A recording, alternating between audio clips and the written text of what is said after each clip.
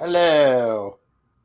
What's up, everybody? It is Zach, the Dark Conservatarian, and I am here again with some loudmouth on the internet who's going to share us his opinion. Hello, everybody. What's the best nickname we can have for the shooter? My favorite one has been Retardy Oswald. Indeed. I don't have any zinger nicknames. I'll just let you. Have you heard of any other ones? I can't think of any. I mean, some of the Babylon Bees ones are great. It says brave Secret Service agents baffled at how to deal with a slightly slanted roof. Right. I gotta wonder as to. We'll get into that in a little bit as far as the slanted roof thing goes. I guess to start, to give a little bit of a prelude here, anyways. So, where to start? How about from the beginning? So, recently, as of this last Saturday, Trump was holding a rally, a political presidential campaign rally in Butler, Pennsylvania. And unless you've been literally living under a rock or have no internet and no TV, and have no relatives who give a shit to inform you about one of the biggest events in literal recent US history. Trump had been shot during that rally of his. He he successfully got hit by the shooter, but not in a fatal way. He just lost the top bit of his earlobe was all that happened. Which really makes him probably the luckiest son of a bitch that's ever lived. It's so fucking scary how close that man was to death there.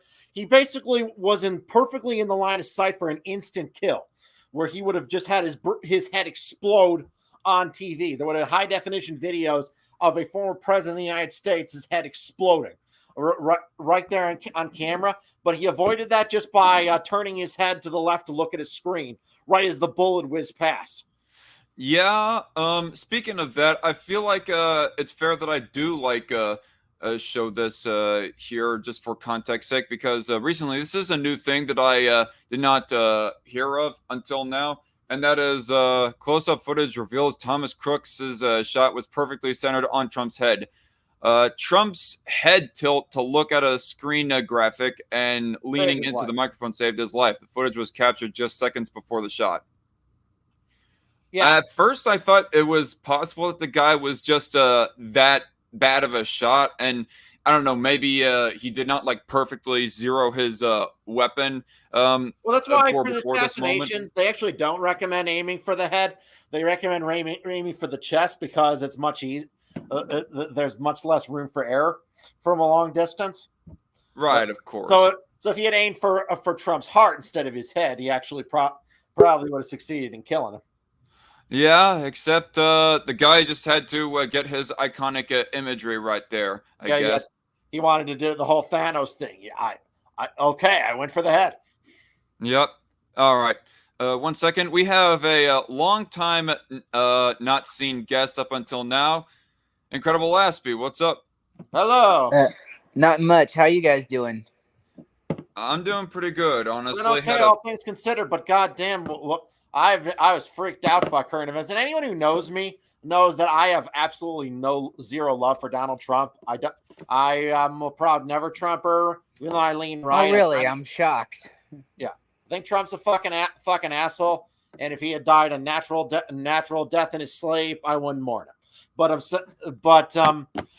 I still was fucking sickened by what happened on Saturday for so many reasons. Yeah, and not to mention the backlash. I mean, what is worse, the attempt and the possibility of that being successful, or the reaction to this right here? Well, I would say the fact that this some random 20-year-old kid was able to outsmart the goddamn Secret Service, who are supposedly the most secure security force in the entire world. If you had asked me a week ago, would you think a president of the United States will ever get shot again? I'd say no. You want to know? I figure, yeah, it could happen in the 80s or the 60s, but with today's drones, with today's technology and their incredibly high budget, no way in hell anyone would get past. I'm going to say something here. I slightly think it was either either the incompetence, but I lean towards it might have been somewhat of an inside job. Somebody was trying to kill the president. Somebody in the government was trying to kill the president. Possibly. And on the subject of conspiracy theories here, I've been of course, on my Facebook, I've been talking to people about this, and nobody will know what my Facebook page is. I don't want that. But anyway, in conversations on the internet that I've had with people, one of the conspiracy theories that people brought up, well, it's not really a theory. They don't actually mention what their conclusion is about this, but they go questioning about the fact that Trump wasn't hit. What was it, 5 shots that were shot in one go, and only one of them managed to even barely braze him at all, let alone any of them kill him? Well, I think I don't think so. I think it was 3, because the other 2 shots are the counter sniper killing the shooter. Apparently, there was a post on Reddit not Reddit, 4chan, claiming to be the sniper who shot Crooks, and he said that his higher ups were telling him to not shoot the guy, kept telling him no, but he eventually did and was fired for it. I'm not. Yeah, that's 4chan, and I'm highly suspicious, but I'm just letting you know that is out there. That post has been discredited. There's no evidence that anyone was told not to shoot Crooks. There's really no evidence of that. But the excuses for why the building that was in Trump's line of fire was not secure are amazingly bad. We've had some say that because the roof was slightly slanted, then that they didn't think it was necessary. Another one. This is amazing. The Secret Service are saying that it was local law enforcement's job to secure that building. Which, why the fuck would Secret Service be relying, whose entire job it is to protect the president? Why would they rely on local law enforcement to secure an obvious fire zone to the president? They said the president has asked for more Secret Service protection in the past, but they won't give it to him. That's what some people say, is that they just didn't have enough people to guard the building, which I think's bull, but that's what they say. Bullshit. If I may, what I was saying earlier, I guess the conclusion that they were trying to allude to was maybe that the shooter was missing on purpose so as to make it look like an attempt on Trump's life in general. And one of the things that what you say? Anyone who thinks that is a moron. I read and one of the things that, if I may, one of the things that Ranting Monkey brought up in response to that theory is how ridiculous would it be to set up this conspiracy that Donald Trump would want himself just ever so slightly grazed in the ear, of all things? Wouldn't it be completely miss him, maybe a safe 2 or 3 feet off to the side at least? But no, he would not risk his life that much for a conspiracy so that he could get himself some pity points and boost his poll numbers and ultimately win the election in a probable landslide or anything like that. So that seems ridiculous. But the theory, them saying that he, the people that I talked to specifically from Facebook, they said that, or were kind of implying anyways, that maybe he missed on purpose as another possibility. And I don't know, maybe Trump had some fake blood that he immediately splashed on his ear as soon as the popping went off. But the thing is, I do not think it would have been mentioning some things about how skilled a shooter should be. And the thing that I'm doubtful about that is I have seen people trying to zero their weapons before, and if you don't zero your weapon at all on first go, your accuracy is going to be absolute dog shit. You might not even hit the paper target, let alone are you going to actually hit the silhouette or anything like that in what you're trying to hit. And even if you do do a good job of zeroing, it's highly, highly unlikely that you would hit the head of your target, and more likely to just miss entirely, let alone land a perfect headshot or anything like that. And considering of how far away that he was as well, what, almost 200. Well, I guess it was more like 120 yards. At least one of the people was alluding yeah, anyways. 130 yards, 400 feet. So what you're basically saying is that he tried to no-scope him, essentially. I don't think it was a no scope. I mean, I thought I heard that it was like a bad scope that the guy had. Here, let me see. Yeah, but I mean, the guy wasn't probably an expert sniper, but he got really, really, really, really fucking close, and that's why I say this is one of the biggest security disgraces in American history. The fact that that any man had a line of sight on a former president of the United States, and that the Secret Service allowed it so that the president got partially injured by gunfire and was only saved by an extremely lucky last-minute turn of the head is it's a massive black eye on U.S. National security. And honestly, I think it's going to make future shootings more likely to happen. People might have been like discouraged to try something like this because they're like, no, no point, no way I can get past Secret Service. Well, maybe now they'll think, yeah, I can probably. Is that me who is losing a signal, or was that you? Was that Loudmouth? That was loud. That was Loudmouth. I heard it too. Oh yeah, Loudmouth. You were kind of breaking up for a second there. Oh, do you hear me now?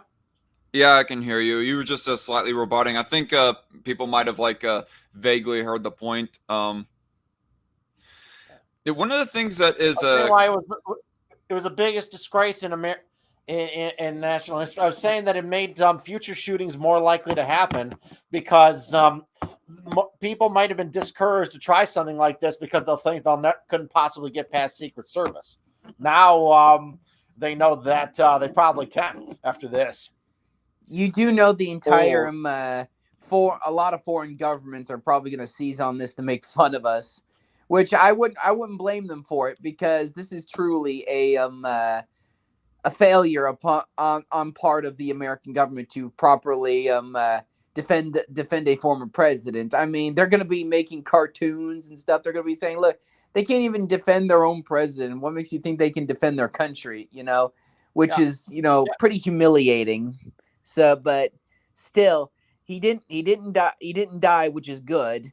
But this is just, I don't know where I was going with this, but anyway, I just really hope that another country, that that other countries are going to be using this to sort of just mock us and try to make us look stupid. I don't blame them. It's been in my lifetime, not a single U.S. president was ever shot. It was several years before I was born the last time a U.S. president was shot. That being Reagan in '81. Reagan, yeah. There was, and you know why that guy shot the president? It's actually he's out of jail. Hilarious. He was obsessed with the actress Jodie Foster, and he wanted to get her to notice. Is that a real thing? I thought that was just a meme or something. No, that's a real thing. What the fuck? That is like true incel energy right there. Oh yeah. So I'm wondering what celebrity hottie possibly motivated this dipshit to try what he did. What did he think he was going to get Sydney Sweeney's attention? Belle Delphine. If he killed Trump? I don't know. Maybe Belle Delphina. Who knows? I mean, I almost, well, for one, very similar age and generation, but then again, I guess Sydney Sweeney is like similar enough of age. She's close-ish to 20, isn't she? He was trying to get SS Sniper Wolf. I don't know. But anyway, like on the part of Secret Service, so the likelihood is incompetency, I guess you guys are saying, but how likely do you think that it is that Secret Service or somebody was telling Secret Service to do this on purpose so as to allow somebody to potentially shoot Trump, so to make it so that Biden does not have a challenger at all? I mean, I will say that I will say it's like more likely of a scenario. I'm almost more open to like any conspiracy aside from the idea that the shooter purposefully missed because of what I said earlier. But how likely do you think it is Secret Service or people over them told them to intentionally allow the shooter to go on? I think it's more. I think it's more likely than not. I just think that there just was a whole lot of things that were just really fishy about the whole scenario. You had people behind the president not even really reacting at all, even after they realized what had happened. Or the other thing that really cocked my eyebrow was people were screaming that there was a shooter on the roof all for like three straight minutes before the shooting happened, before the man took the pot shot at Trump for like a long time, much longer than it would have taken for the snipers on the roof to notice what was going on. Yeah, which again begs the question: why the hell did no one on the ground relay that information, and why didn't they take Trump off stage? They were telling the cops and the Secret Service and around, but none of them were doing anything about. Or none of them were. Nobody did anything about it. I'm not sure. It's easy to jump to the conclusion that it was malicious, and it almost would be less embarrassing if it was for the country. If it was like some evil secret cabal who wanted to bump Trump off, that almost is like way less embarrassing than the idea that our special forces, the top of the line security force in this country, are really this fucking stupid. Exactly. I mean, I wouldn't put incompetency out. I mean, I've seen stupider stuff. Well, like stupider. I've even seen more dumb stuff happen in my lifetime, just from I know how the human brain works. I have done some absolutely stupid things in my life. So I would not doubt that, that it was probably just them like being lazy, or their minds weren't in it. Because think about it, what are the chances that somebody's going to try and assassinate the president? I mean, it's always high. Actually, shockingly high, because 10% of U.S. presidents have been assassinated. I mean, what other job in the country has a 10% assassination rate? Where you think like anyone would take the job of a truck driver, for example, if there was a 10% chance of being murdered on the job? Well, the funny fact, the line of work that has the most deaths are loggers, surprisingly. What I'm sure that their death rate is a lot lower than 10% of workers, though. Yeah, the reason is because when you cut that tree down, you don't always know where it's gonna fall. Right. And it's kind of in thick brush. It's kind of hard to jump out of the way. And there's some parallels to the disgraceful performance of law enforcement in Uvalde, Texas, 2 years ago. I'm so happy that two of the commanding officers there are finally being charged for their despicable cowardice. Exactly. Yeah. None of them did anything. And I think the worst part about that wasn't even that. It was that they were trying to stop parents from going in and trying to save the kids. They were arresting people for trying to save their own children. That's what really got me pissed off. And speaking of Uvalde, my next point will kind of relate to Uvalde. What it kind of frustrates me about this is the rhetoric in regards of gun control ever since the Trump assassination. Like, leftists are almost instinctually expecting right-wingers, or Trump supporters at least anyways, to react in the same way that they would if one of their favorite people got shot or attempted to be shot at anyways, and that is to suddenly be for gun control, when really the reaction that I've been seeing generally from Trump supporters, trust me, I have a lot of family and friends that are like Trump supporters, and they are like just doing the same thing that they always do when there's a shooting. They're doing the thoughts and prayers sort of thing, but in a Trump style kind of way, instead of saying, oh, we need to ban AR-15s, or even saying, oh, we need to ban leftists from owning guns or whatever. Like some people were saying trans people should be banned from owning guns in the wake of that one trans shooting.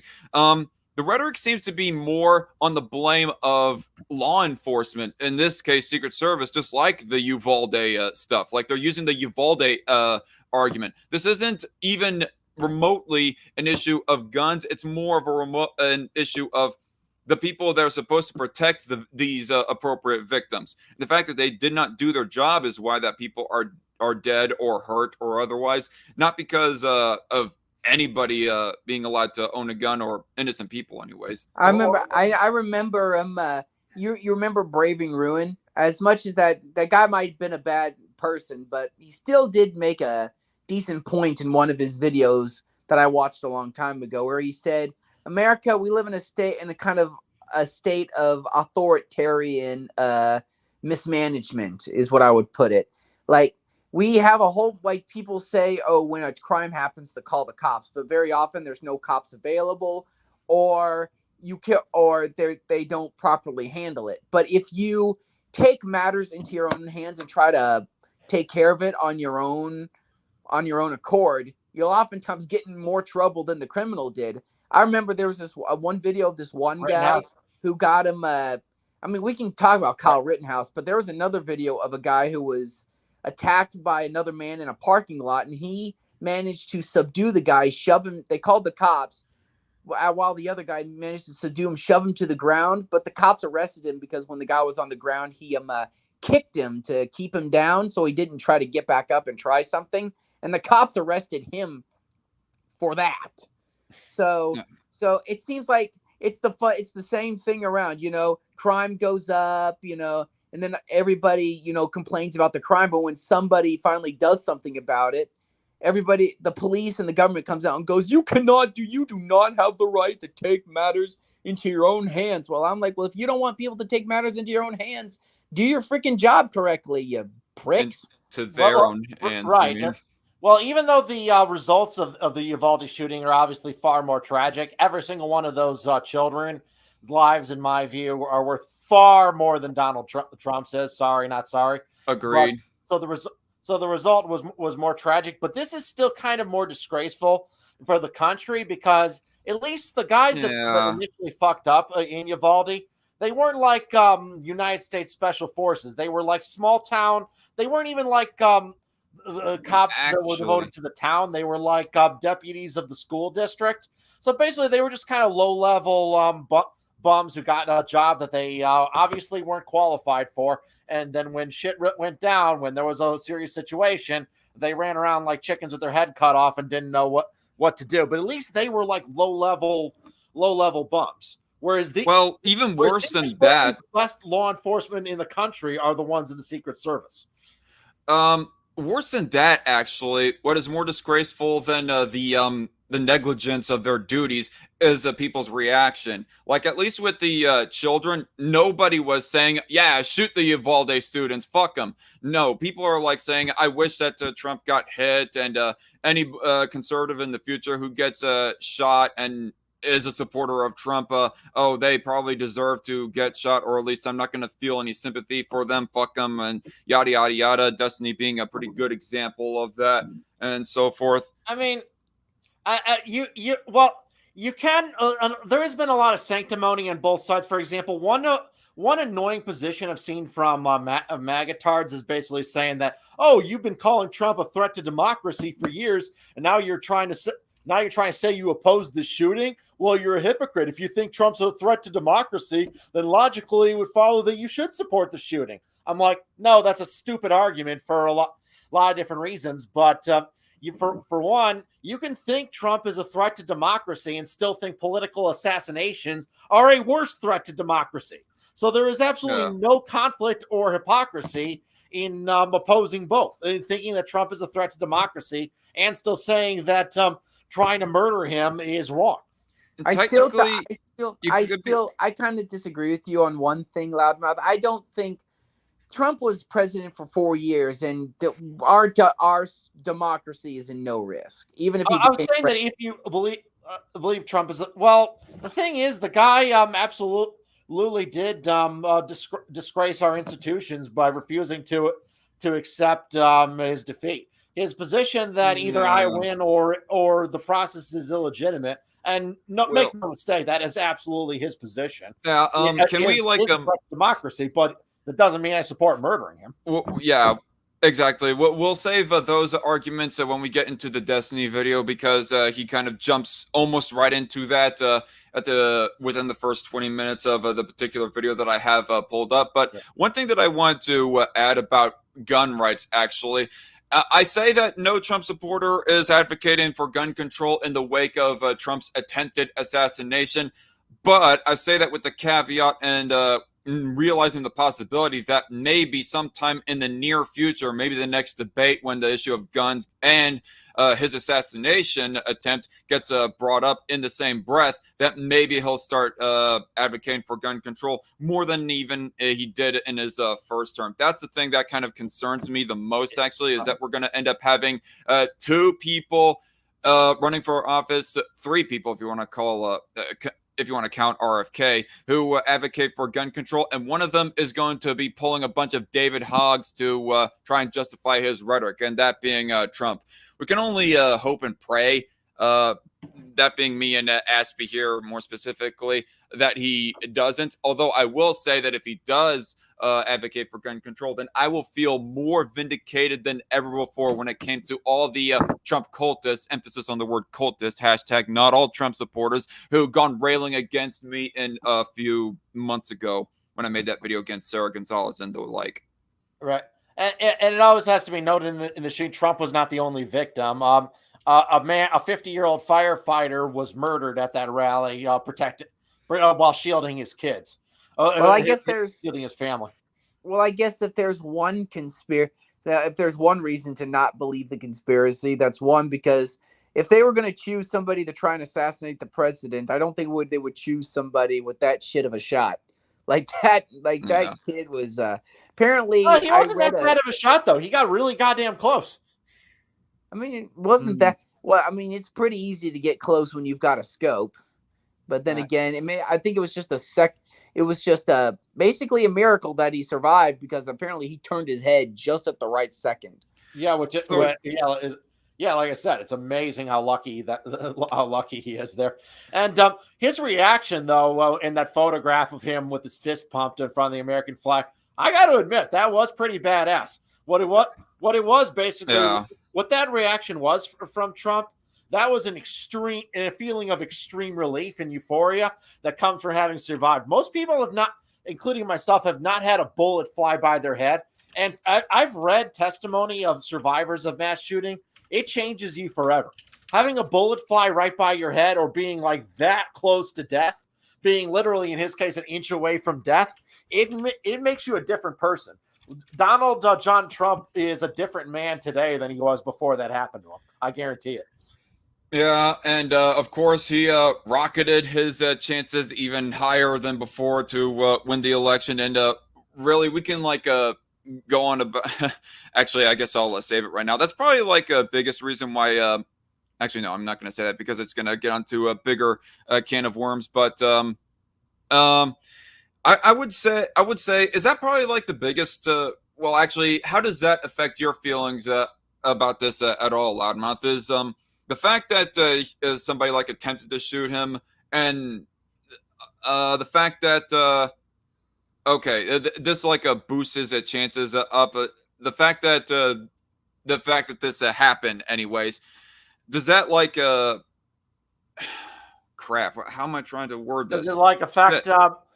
In my opinion, should it affect whether you vote? Why the fact that absolutely not? Because how does the fact that he got extremely lucky and survived a shooting by some mentally disturbed psycho, how does that make him more qualified to be president than before? Honestly, no, I agree. And honestly, this could be like a Darth Sidious kind of situation. I know I'm kind of pulling a no bullshit by quoting movies. On my life has left me scarred and deformed. But I assure you, my resolve has never been stronger. Although there's probably a lot of good memes that have come out of this. Oh, My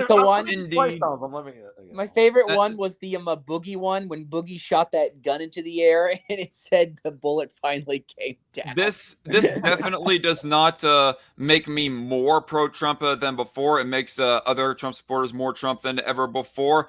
I will say that if he does ultimately win, it would be a nice middle finger to everybody who did praise the death of Corey Compurator, the firefighter who got shot dead, and the attempted assassination on Trump, and so on and so forth. But at the same time, it doesn't really increase my likeness towards the guy as a presidential candidate.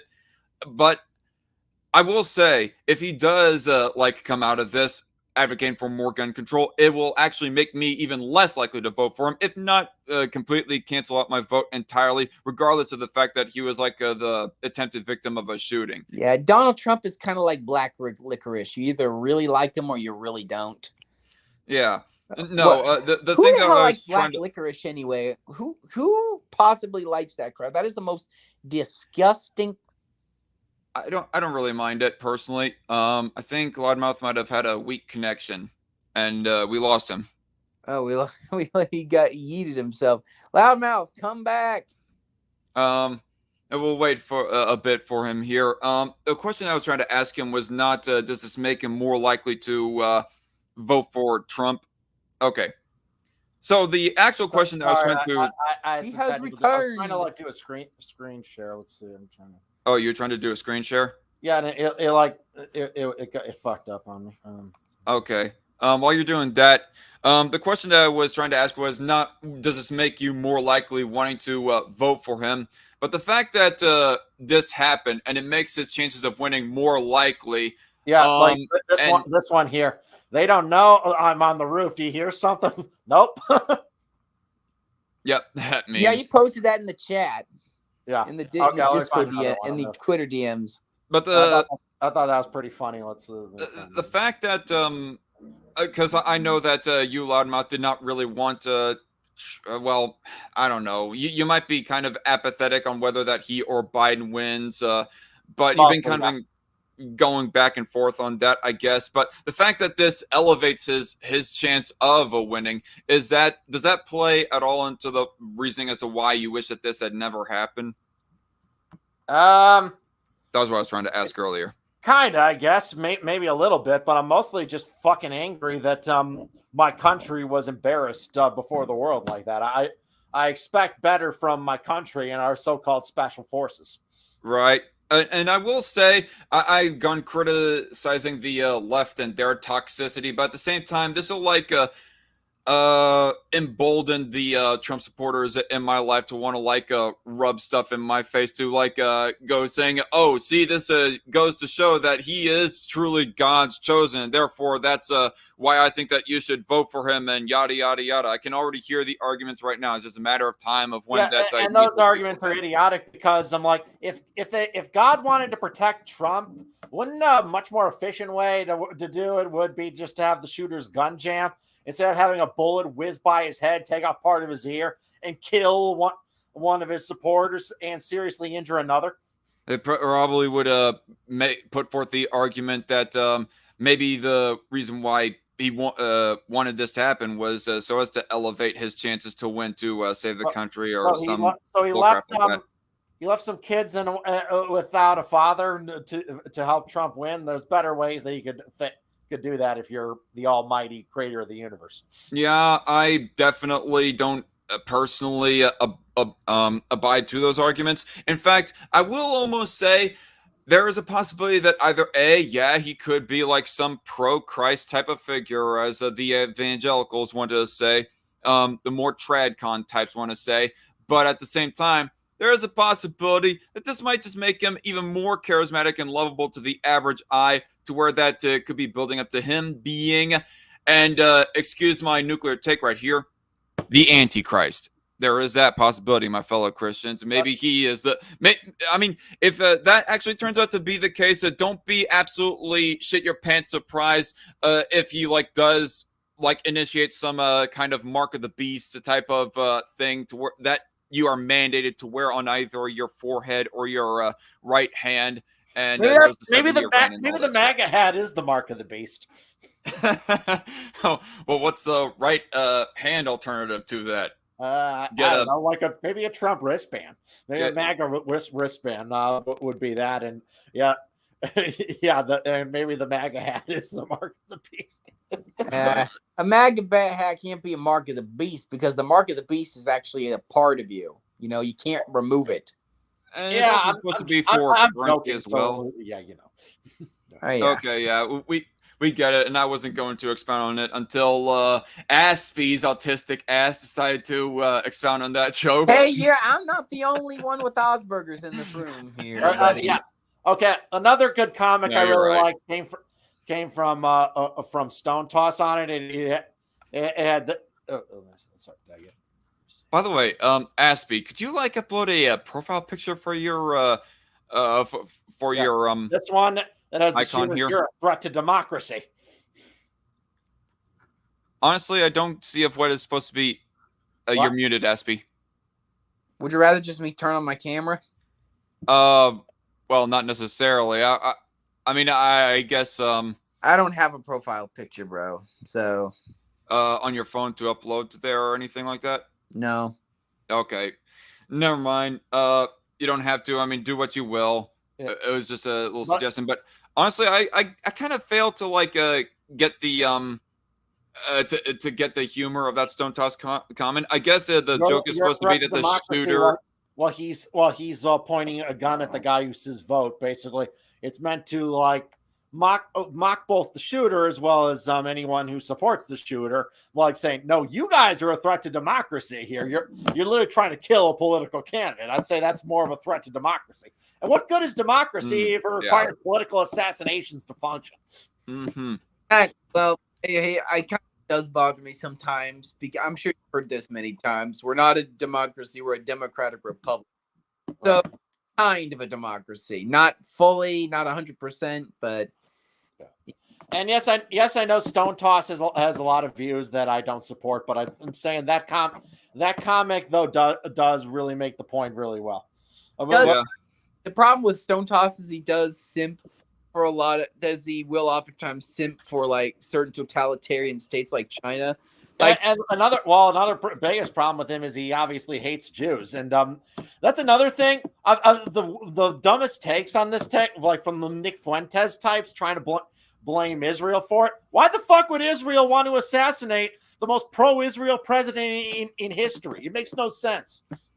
Well, is a history with Israel is actually kind of jaded, a little bit mixed. I mean, I guess there was some inner workings, despite the Jerusalem Accords, of where that he and Netanyahu were kind of at each other's throats consistently. So I don't know what the full narrative explanation might be of anti-Semites. Trump's been a lot more pro-Israel than Biden has. So it seems like Trump becoming president again would probably be good for Israel. So I fail to see why Israel would want to assassinate Trump. It makes no sense. Okay. I was just going to say that on a rhetorical level, I don't know how much more pro-Israel he is, but on a practical level, I can agree with that because at least Trump did get the Jerusalem Accords done. Right. Biden did not do that. And the Nick Fuentes types who pretty much find a way to blame the Jews for literally everything. The Groypers, you mean? The Groypers, yeah. Yeah. They're like a cancer on the internet. Right. And I want to say thank you all for joining in the live chat here, all y'all who are watching right now. Hello, Coffee House Dialogue. Don't know if you're still here. Worst part is people are going batshit, and he says bat crap, but batshit insane that he lived through it. It's like, guys, people died and they don't feel any empathy. Yeah, one of them most of all that we are going to review and respond to here in a few. He also says, I'm not even going to do my "is everyone insane" joke because this is way too serious. Indeed. Yeah. Well, keep in mind, all my jokes I've made on this, they've all been at the expense of the shooter because fuck that guy. Yes.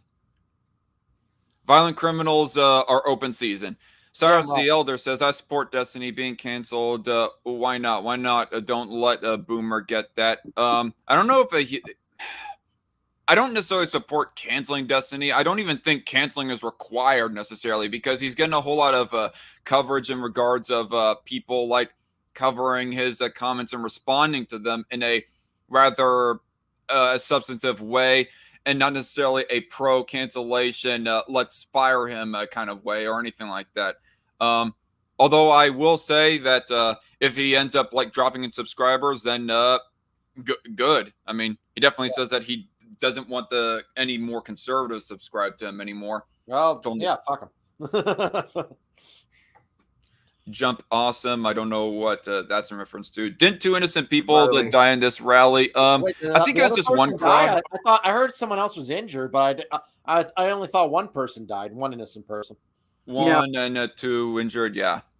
Yeah, one person died, another person injured.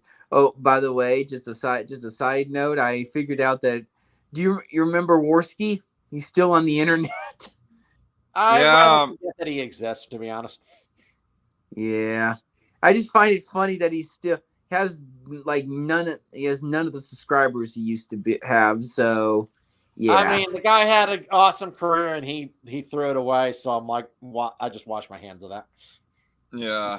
Exactly. There was actually one final thing that I want to bring up before we did get to Destiny. I just remembered what it was actually, and that is Corey Comperator, the ex-firefighter, 50 years old, who died saving his someone his said family in the from chat gunshot. says that Trump is not the Antichrist. No shit, I'm an atheist. I was fucking joking. Jeez. Antichrist is of Jewish ancestry. Okay. I don't know necessarily of where that says that in Revelations. I mean, I'll grant the benefit of the doubt that that's a possibility. I mean, I thought it could have been like read the book anyone. of Revelations. I didn't see that. Oh yeah. I have too. It's just been like a few years. I don't remember it word for word. But I'm not asserting that he definitely is the Antichrist. I'm just saying that if big fat if he turns out to be, then don't be too surprised. All I can say is that. All I can say for as evidence for my rather loose theory is the high amount of charisma that he has, and he's only getting higher, especially with that photo op that he did, or not really a photo op, but the photo that was taken of him right after he just stood up from getting shot in the ear.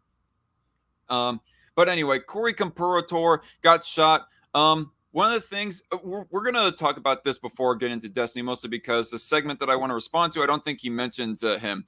But one of the arguments being brought forth as to why that maybe Corey deserves to die, or we shouldn't feel any empathy for him, really, is because of the fact that he shared some kind of meme of where that the question was in a building that was burning, which of these 4 lives would you save? And one of them was AOC, the other was Hillary Clinton, the third one was Joe Biden, and the fourth one was Vladimir Putin. And the guy shared or responded to that saying Putin 100%.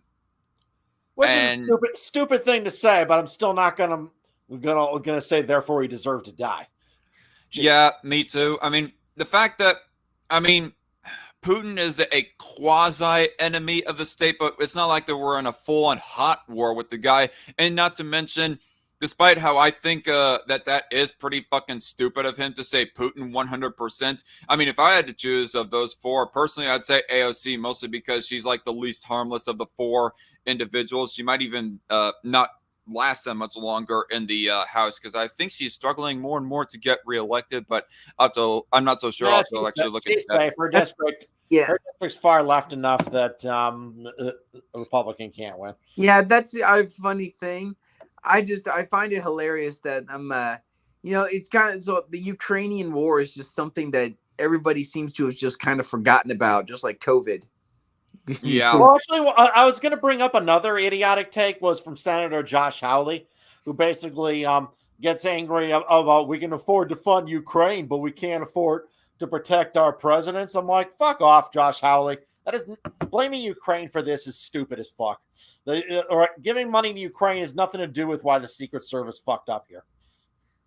Yeah. Probably not, but the thing I wanted to say is that it's not like Corey actually advocated for just the full invasion of Ukraine. I mean, I know that's kind of the thing that freaking Putin is attached to and whatnot, but let me bring up an analogy. If somebody was to support Trump, that does not automatically mean that they support the one thing that he is most known for, and that is having some strong anti-illegal immigration, let's deport literally all the brown people kind of belief. Well, or at least deport all illegal immigrants, all DACA citizens, and, et cetera, et cetera. I mean, that wall that he never built, even though he claimed he would. Yeah, exactly. Didn't he and build? Didn't person, he like, build quite a bit of that wall? Nah, he barely built any. He's a bullshitter. he repaired some and built up a very little, but anyway, he could, like, in the case of Corey specifically, it is possible that he could support Putin for some rather vague, innocuous reasons, and but not for the invasion itself or anything else that, Well, like, I think involves he the was just deaths of people. he was just being stupid. And he was trying to mock the Democrats. So that's all. That's all that dumb post was. Okay, and it's That's a just kind of possibility too. All right. He was just it was a stupid thing to post, but bringing that up after his death and saying therefore he posted something stupid, therefore he deserved to die is just fucked up. Yeah, it's not enough of, even if I was to grant the benefit of doubt for this argument, it's not like he explicitly said, yeah, fuck yeah, let's go Putin, invade Ukraine. In fact, why not take over my own country, the U.S. as well, liberate me from the Democrats and rhinos, etc., etc. It's not like he said anything like that. For all I know, yes, he was stupid, probably ignorant of the most extreme things of Putin, so therefore, even if I did accept their premise, it doesn't seem that he's like worthy of death, let alone zero empathy. Yeah, he had a More family importantly, and he died shielding them from gunfire. Okay, yes. Ugh. So yeah, Destiny can fuck off from that from that. Oh, yeah, fuck. Yeah, Destiny. He just doesn't really seem like that good of a person. I mean, No, definitely not. he's a. I mean, I'll admit he's an intelligent individual. You can't deny that. But Whoops. Oh yeah, just he's doesn't definitely a really good debater. No question. He's a master debater. Ha ha ha ha. Yeah, that's a dad joke right there. Yeah. Indeed. So anyway, I guess we'll get right into it. Hey everyone, thanks for joining the space. Destiny, I'm going to invite you as a speaker, so you just have. Now hold on to your socks, people. It's about to get toxic in here. Okay, we can wait for a minute until he connects, and when he is connected, he can unmute himself and speak. I turned it down mostly because it's like almost drowning me out right now, and I don't know if I would be able to hear you guys so clearly. But tell me if you can or cannot still hear it very clearly. Can you hear me now, Destiny? Yeah, can you hear me? I can hear it just fine. Yeah, I Cool. can hear you. Can everyone show by show of hands? Can you guys hear us? Okay, just drop like a heart or a hello. I'm muting them for a sec. If you can This is hear going to us, be okay? how every single conservative Reactions debate are should go. If that you debate a heart with the conservative, plus in the this is bottom how right-hand every corner. single one should go Okay, until the if not, election. that's okay. This is going to be a walkthrough for that, okay? Until the election, he says. Supposedly, allegedly. Who knows of how much further that his current attitude of conservatives might last. I mean, even for the current election, I still think that it's a pretty shitty attitude that he has taken towards Trump. Well, maybe not even necessarily Trump specifically, maybe a little bit of him, but definitely Corey and conservatives as a whole. And so therefore, that's why that I can't say why I've unsubscribed from him personally. Like, I've only ever been a casual fan of his. Like, there's a lot that I disagree with him on, and I always knew that he was a bit of a dick, but this is like him at his most dickish. Oh yeah. So I just wanted to create this space because there was obviously a huge event happening yesterday, and as maybe some people saw, there's a lot of arguing going on about Trump and who he is and all that stuff. So I just wanted to chat with Destiny, hopefully respectfully, and just hear. Wah wah wah wah. I'm glad that you hoped for that and attempted that, lady. But yeah, You're debating a leftist. There's going to be absolutely no respect from him. Well, honestly, I'm not going to agree with the generalization right there, Aspie, because for a while it seemed that Destiny was like at the bare least turning a new leaf. Like Ranting Monkey, he brought up how that 2016 Destiny was a very toxic individual, and that's what he went on with his last live stream on about. But at least in 2023. 2020 going through 2023, it seemed that he was turning a new leaf, like having decent conversations slash debates with the conservatives and so forth. But he's just going back to his old ways. I heard a pop there. There's a new person. has arrived. Who is it?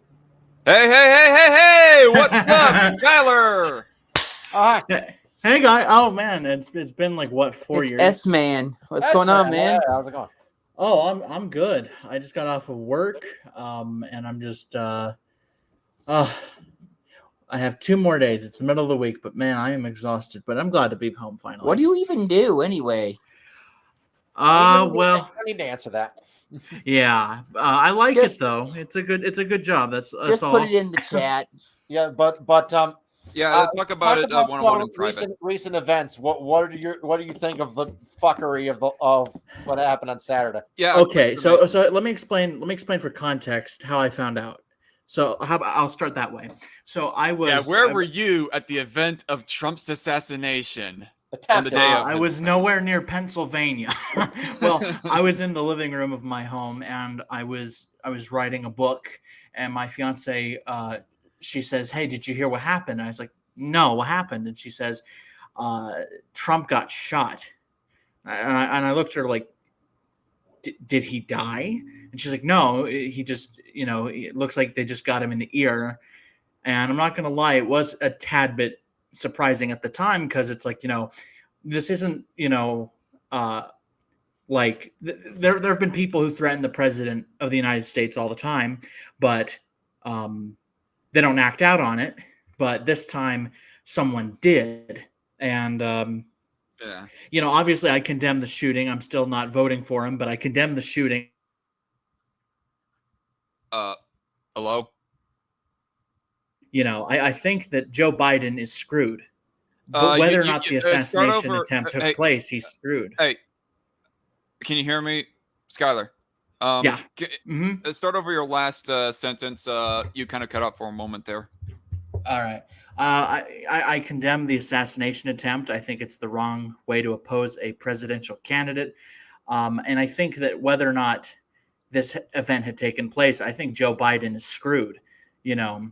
I think that this election, now I want to be clear to everybody. I don't want this to come off as the reverse 2016 where someone after the election is going to make a Biden can't win compilation of everyone wrongfully predicting the outcome. But, it seems like Joe Biden, he's on his 9th life and it's about to be over.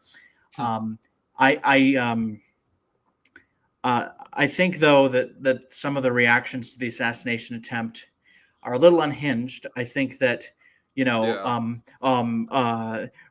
people implying that they're going to vote for him for sure because he got shot is stupid. Like, vote for whomever you want. I'm not going to tell you who to vote for. I might just write someone's name in. My party's candidate for president is a joke. But I think that this whole thing of it's not RFK Jr., is it? No. He's gonna vote for Jack Nicholson. No. No. He's going to vote for Kurt Russell. Fuck your war and fuck your president, right? Well, I'm going Keanu to vote Reeves. for myself for president. You know what I'll do? I'm gonna write in Captain Jean-Luc Picard because even though he's a fictional character, I think he'd make an awesome president. Yeah. I'm tempted to write in Tom Kirkman for president. He's from the show Designated Survivor.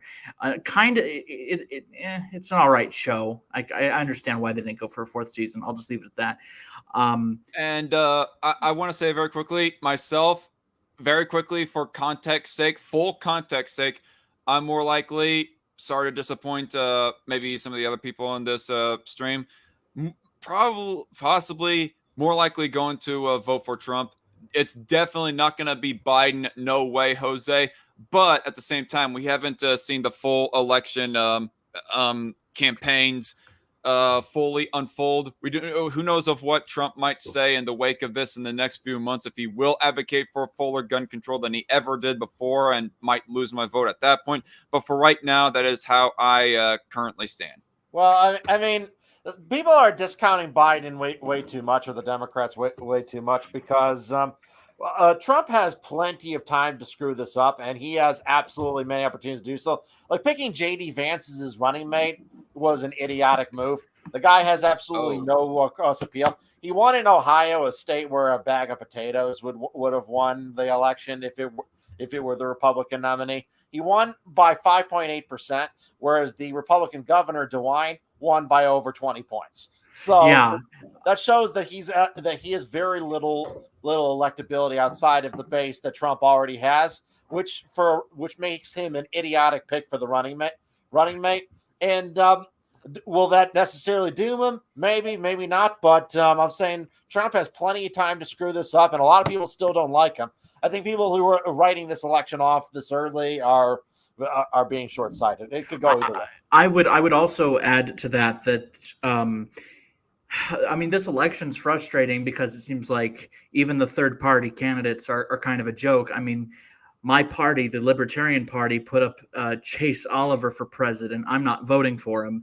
I mean, Wow. my God. I mean, to me, the fact that Trump even sought the Libertarian nomination, to me, I would have abandoned the party had they given it to him.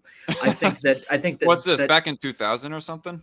No, 2020. No, I think this year. No, he didn't do the Libertarian Party. He did the Reform Party, which In 2000. The Reform Party was the one he ran in 2000. But Okay, this my year, he spoke at the Libertarian National Convention this year, but he didn't file the paperwork to formally seek the nomination. So he couldn't Trump even did? get it. Yeah. He He spoke was at the trying to appeal to libertarians. He wasn't really being their nominee. yeah, I John. mean, Donald Trump, he said either vote, like you can endorse or nominate or at least vote for me. He said at least vote for me. And the Libertarian Party of Colorado is trying to give their ballot line to RFK Jr., which to me it's like this is ridiculous. But yeah, Trump sought the reform nomination. The Libertarian Party would want to nominate the guy who wanted to jail climate change deniers. Yeah, and who has a worm in his brain. In hearing John- about that, Wait, John Oliver, the British guy? No, RFK Jr. Oh, Yeah, I thought he said the Libertarian Party tried to nominate John Oliver as. sorry, I meant RFK Jr. But said RFK Jr. But It's not John Oliver. It was Oliver something or other that S-Man said that the Libertarian Party nominated. Chase Oliver. Oliver. He nominated. Well, the LP nominated a cop for vice president, and the bro won't even talk about his tenure as a police officer, and he won't even answer questions about that. Well, are you trying to say because he was a police officer, he might have beaten somebody up? No, it's just that this ticket is extremely controversial in some circles where, he won't answer questions about where he stands on the issues like qualified immunity, and you have the top of the ticket being portrayed as a pro-vax mandate. Well, he didn't say he supported a vax mandate. He just said he got the vaccine and that he did socially distance and wear the mask during COVID. He didn't say it should be mandatory, but he also supports letting children transition, which for me, that is a deal breaker. A couple things that I wanted to mention, and then we'll continue on with the video. Talking about major party politics. JD Vance, I have no particularly strong opinion about him, although I do hear that he's more. It's a Trump Pence situation of where that the vice presidential nominee is more anti-gay than the actual presidential nominee is. JD Vance is that way. I don't know the full context for that. If he just has more staunch gays are gross kind of a rhetoric while saying allow them to have their legal unions or whatever, or if he just hardcore wants to ban it or something like that. But what about you, Aspie? How do you feel about JD Vance?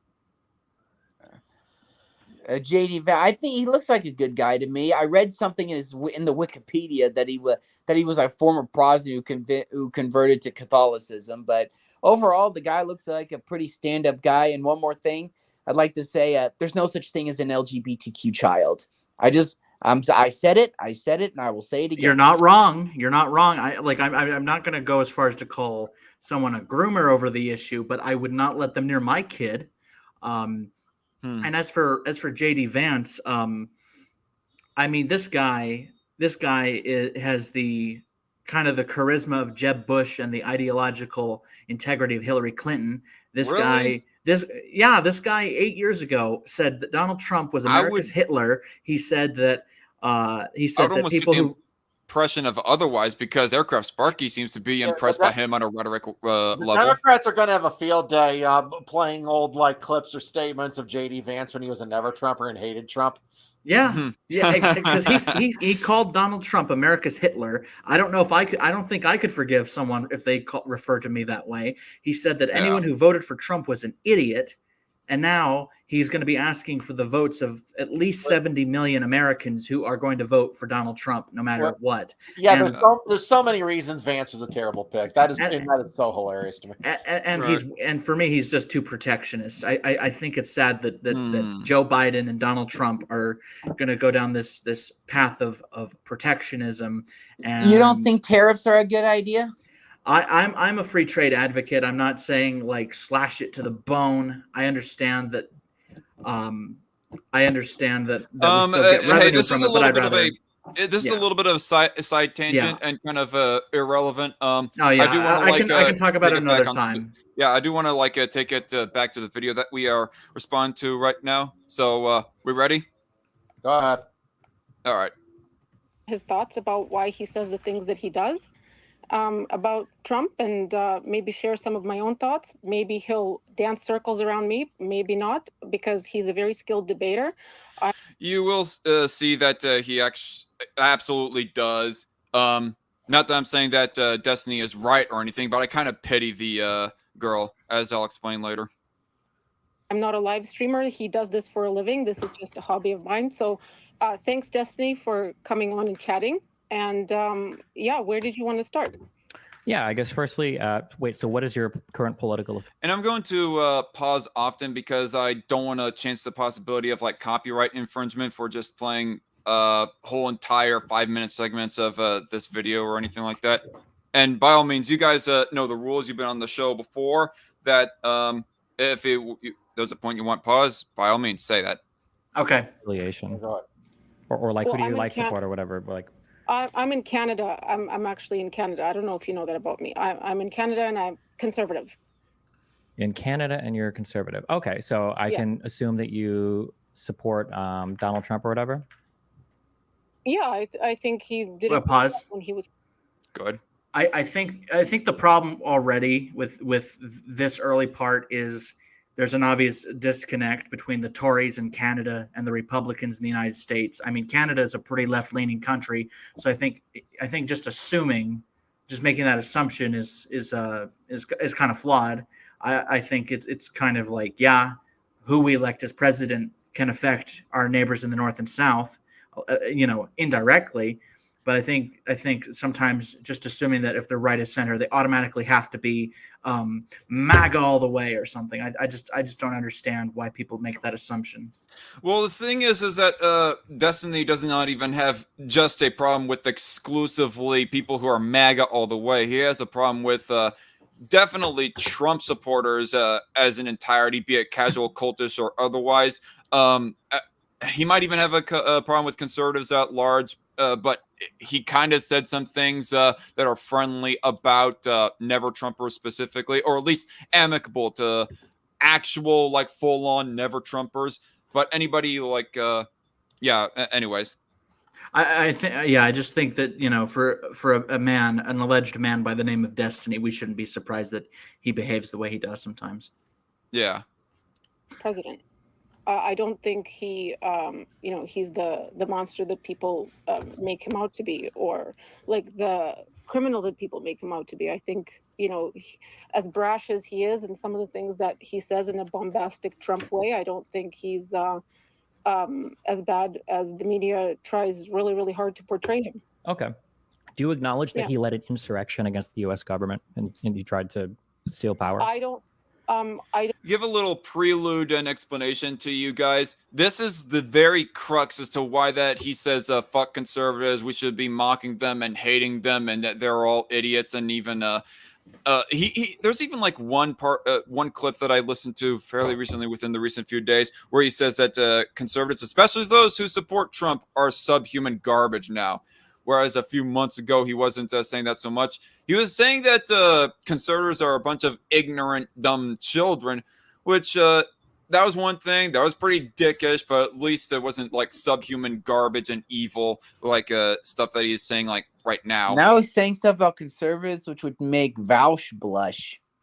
Yeah, and about that, I don't know if he mentions it here, so I'm going to okay, I heard the tone there again. I don't know if he mentions it in this video, so I'm going to mention it myself for context's sake. My internet cut out for a second. Sorry. Sure. Okay.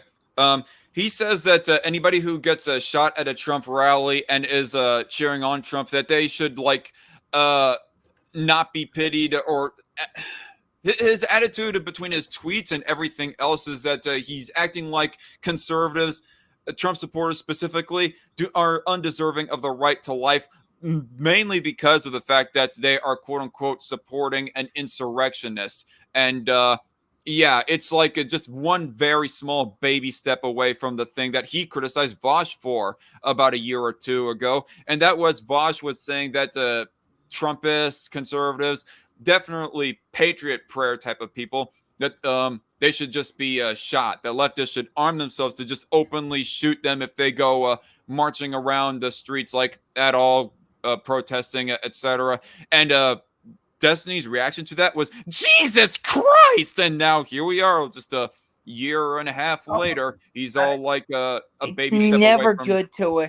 I mean, as much as I dislike the Democrats, there is no. I don't. It's never good on you. It's never good karma to wish death on your political opponents. I also feel like people are forgetting that as soon as Corey Comparatori had died, some people found his Twitter and are basically telling his relatives to get over it, because he inartfully said about the Japanese that they, they'll get over it with regard to the Hiroshima and Nagasaki. And it's like, all right, was that inartful to say? Sure.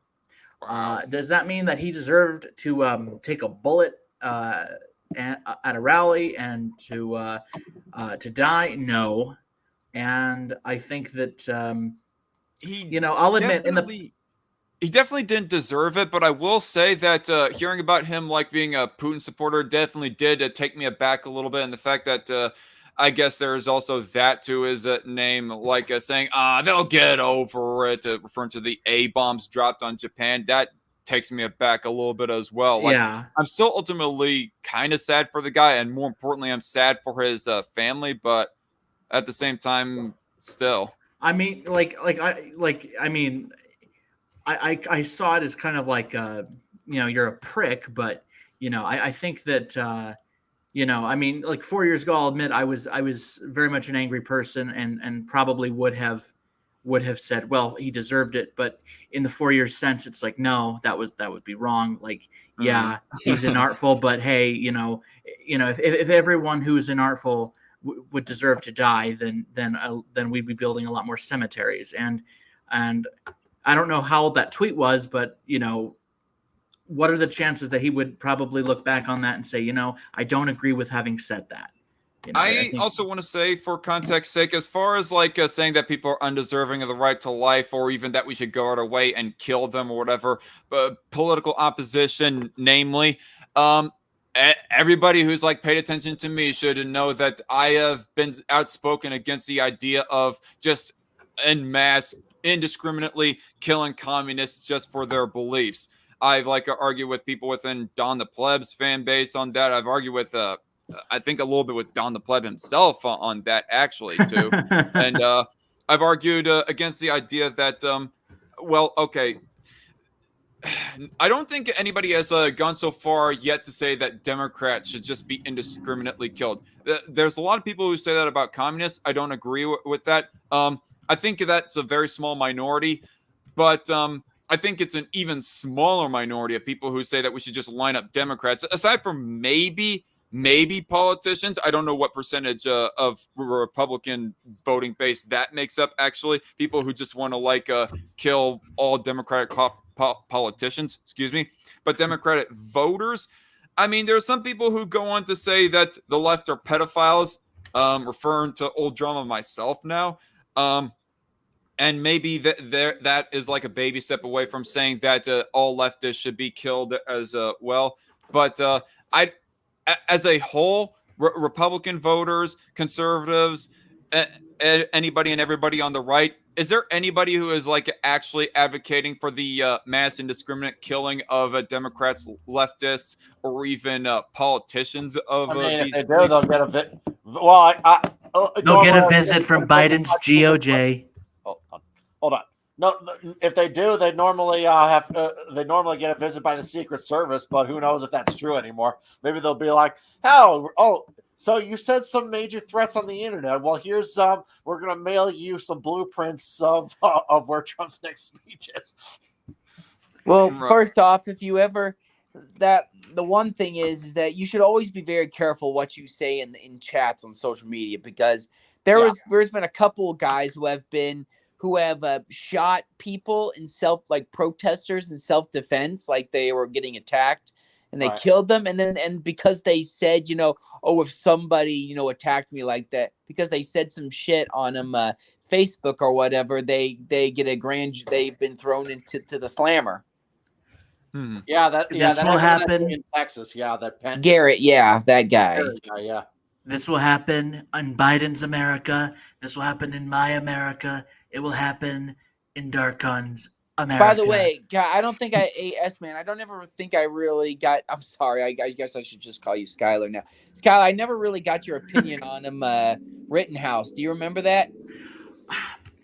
At the time, I looked at it as like he needlessly put himself in danger, and then it's like, well, after some serious thinking about it, it's like, no, I think it was good that he was acquitted. I think that the people he shot were horrible people, and even if he didn't know it at the time, it's like, if someone's pointing a gun at you and you don't have a gun on you, I think trying to attack him might, it ought to be considered like a suicide attempt. Like, if I see a burning building and I'm not qualified to fight the fire, I'm getting away from it. I'm not going to douse myself in gasoline and try to slide on in that building. It was really stupid of them. Yeah. Do I think he deserves the cult of personality he's got? No. Do I think he should be like same opinion? To me, if I was in his, I think it would have been better if Kyle Rittenhouse would have just done what what anybody else would do, is just kind of slip into the background and just not really talk about it anymore. I would do the lawsuits, but besides that, just kind of slip back and only make an appearance every now and then. Well, I mean, he's got hysterical hatred that makes no sense. I mean, people acting like the people he shot were like just like sweet civil rights protesters. The first guy he killed was a damn pedo. The first guy, a 5-time child sexual abuser, and another guy. That guy, I consider the way he killed him merciful. That guy deserved the wood chipper. I mean, one of the other survivors, let's wrap up this tangent, guys. Yeah. Sorry, I just wanted to say that about one of the survivors is that, I could roast him all he wants, but I think that night he got the one of the most severe ribbings of his life. Yeah. All right. Since he lost a couple ribs. Oh, well, actually, okay. Yeah, the second guy, first guy. The third one, he lost his ability to curl weights.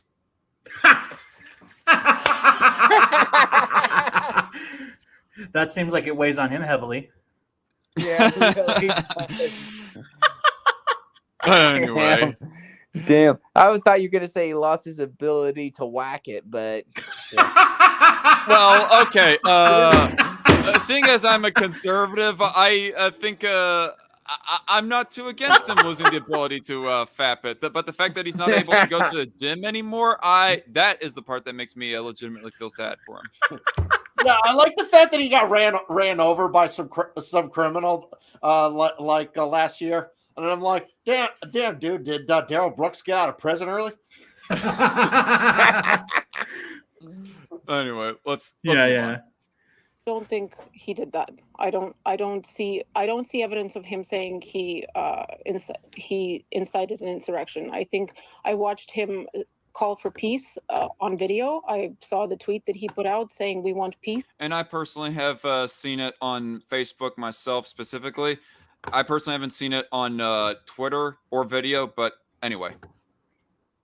We're the party of law and order. Like, I don't think that you can ascribe insurrection to those words. Are you aware that Donald Trump organized 7 different sets of people to fake an elector vote in 7 different states in the United States with the goal of sending those elector votes to Congress and then begging and then pressuring Mike Pence, first with words and then with violence that he directed on the 6th, in order for him to unilaterally toss the election by either selecting those electorate votes, the fake ones that he submitted, or by having the House choose Donald Trump to be the president against the will of the American people? Are you... Now, keep in mind where he said about Mike Pence, pressure to him with words and then with violence. aware of any of that? I haven't seen him using any kind of threats of violence against Mike Excuse me. Pence. So I'm sorry. Excuse me. I didn't say anything about a threat of violence. I don't know who you're talking to or what you're responding to. I just asked you very specifically for the thing that I just laid out. Are you... Semantics, dude. You said he pressured him with violence specifically. Maybe he jumped to the idea of a threat specifically, but how would he have? How did he pressure him in either way violently? Well, I mean, okay, the fake elector. When he put out the message to the mob that Mike Pence betrayed me, that absolutely was a signal to the mob to attack him. So yeah, and I mean, they literally right on this point. They literally chanted "Hang Mike Pence." Yeah. I don't imagine they wanted to hang out with him. But I mean, the thing, it's like, okay, I'll give it to Destiny. Yes, the fake electors plot was absolutely wrong, and I think the way that the Congress did its job with certifying electoral votes over 130 something years, that was absolutely a recipe for disaster.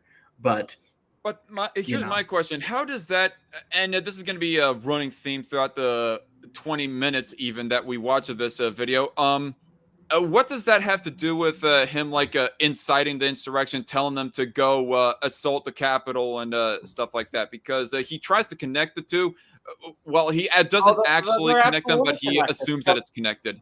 He was trying to pressure Mike Pence by getting Mike Pence worried for his life if he didn't go along with it. So I did not mention anything about Mike Pence specifically, but the fact that I know of the electors, the delegates, or vaguely anyways, I'm just wondering of how, yes, it's a rather unconventional way of trying to win an election, of trying to circumvent the certifying of an election for a perceived winner, as opposed to you and get yourself nominated instead of your opponent. But I can answer that one. It's not necessarily like a threat or a calling on, hey, everybody storm the Capitol and so forth. Well, I mean, how could they pressure Mike Pence? How else could they pressure Mike Pence to certify the fraudulent electoral votes? I mean, it was the first time in 60 years that they had dueling electors, but in this case, these were outright illegitimate fake electoral certificates. And I don't know how else they could have pressured, or at least tried to pressure Mike Pence without making him think that if he doesn't do their bidding, they might try to separate his head from the rest of his body. Well, sure, but the fact that they exist does not mean that it's evidence that somebody was walking up to him and was all putting him at gunpoint saying, certify these alternative electors or else we're going to shoot you. Well, I mean, what could the ramifications? I'd say. Wait. I did not hear loudmouth. What? You're splitting hairs here. It's way close enough to it. I mean, because I don't think it's a splitting of hairs. It's like a very vital part as to why that people are whether or not it's legitimate for people to support Trump or not, and whether or not they are deserving of really any kind of empathy or decency at all. The idea that Destiny is running off of here is that Trump is like a violent insurrection instigator, and the idea that he would use words of violence. I think that is the key thing to prove that he is a violent insurrection instigator. Not the fact that he created these alternative electors or delegates or whatever. Well, I'd say that you could make the case that the storming of the Capitol probably would not have happened had he not repeatedly told these people over the course of many years that not many their years, efforts. like several weeks by that. Well, point. I meant from when he first was a general election candidate. He said that if he lost, it would be stolen, and he revived those claims months before the 2020 election. Yeah. And these people are convinced that if they don't, quote unquote, fight like hell, they will lose the country. And in their minds, what they did was justified because they were going to lose the country, and they didn't want to go through that. And I think that had Donald Trump, he wouldn't have had to have conceded. Had he gone out willingly, I think that the storming of the Capitol probably would not have happened. Or if it had, I think a lot of the defendants, the January 6th defendants, probably would not have cited him as a reason as to why they were there and why they stormed the Capitol.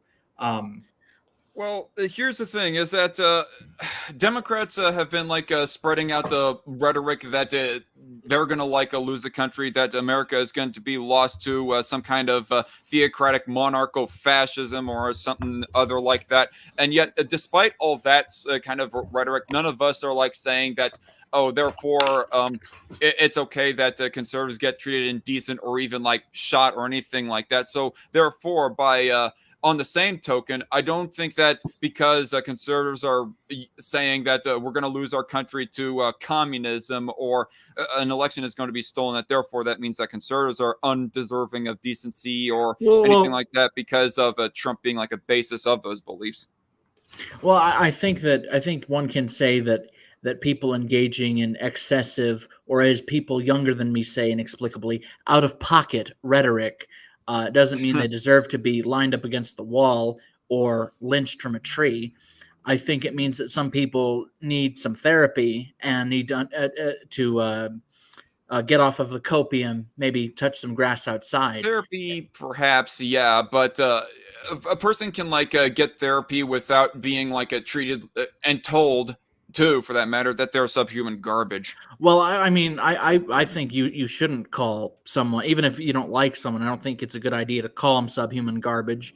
Just unless for the they're a sake pedo. of, well, at that point, they deserve whatever they get. But I mean, the political junkie who takes things way too far, I wouldn't be entertaining the idea of calling them subhuman garbage, because I'm not going to be responsible for someone committing suicide if they're in a worse state than they let on. I think that I find it funny though that this whole thing of we got to lower the temperature, guys. We got to lower the political temperature. But J.D. Vance is going to institute a white male patriarchy. They talk out of both sides of their mouth. All right. Anyway. And I talked about that before you got in, how a lot of maggots are being incredibly hypocritical, and they're trying to create a libs of TikTok contradiction where none exists by saying, well, you called him a threat to democracy, but you say now that assassinating him is wrong. Maybe he actually believed you when you said Trump was a threat to democracy. See, so you hold responsibility for the shooting. And I'm like, no, that's a stupid argument, because you can believe Trump's a threat to democracy and still think political assassinations are a greater threat to democracy. Right. Anyway, as you were saying, DarkCon. Not so sure of where I want to start exactly. I think it's rather hard to say that Trump is explicitly a threat to democracy. Maybe there's some kind of incremental change that he wants to put forth so as to reform the government or something other like that. It's not like that there's anything on the table for him. Anything on the table as far as literally lining up trans people. I mean, even Destiny kind of admits that there's not like there is within a few months going to be action put forth to start lining up trans people or gay people up against the wall and start getting out the firing squad. So therefore, I see that supporting Trump is not inherently meaning that, therefore Trump, a conservative or even a Trumpist for that matter is inherently a terrible person. Like Trump cultists specifically are big time assholes. I've run across them, but even then, I don't think that they are such a terrible, immoral person to where that they want to advocate for violence in any kind of way, just by virtue of the fact that they support some Trump. Leftists even say, I forgot his name's Sam or something. There was that whole thing that happened with Steven Crowder where HJA3 brought him on to try and debate Steven. I forgot that guy's name, but I heard that guy literally imply that. Sam Cedar? Cedar. Sam Cedar. He basically said that Republicans secretly want to put black people back out into the fields or take away their civil rights, and I'm like, no. It's like citation needed. That is the least of my concerns. Okay, that is.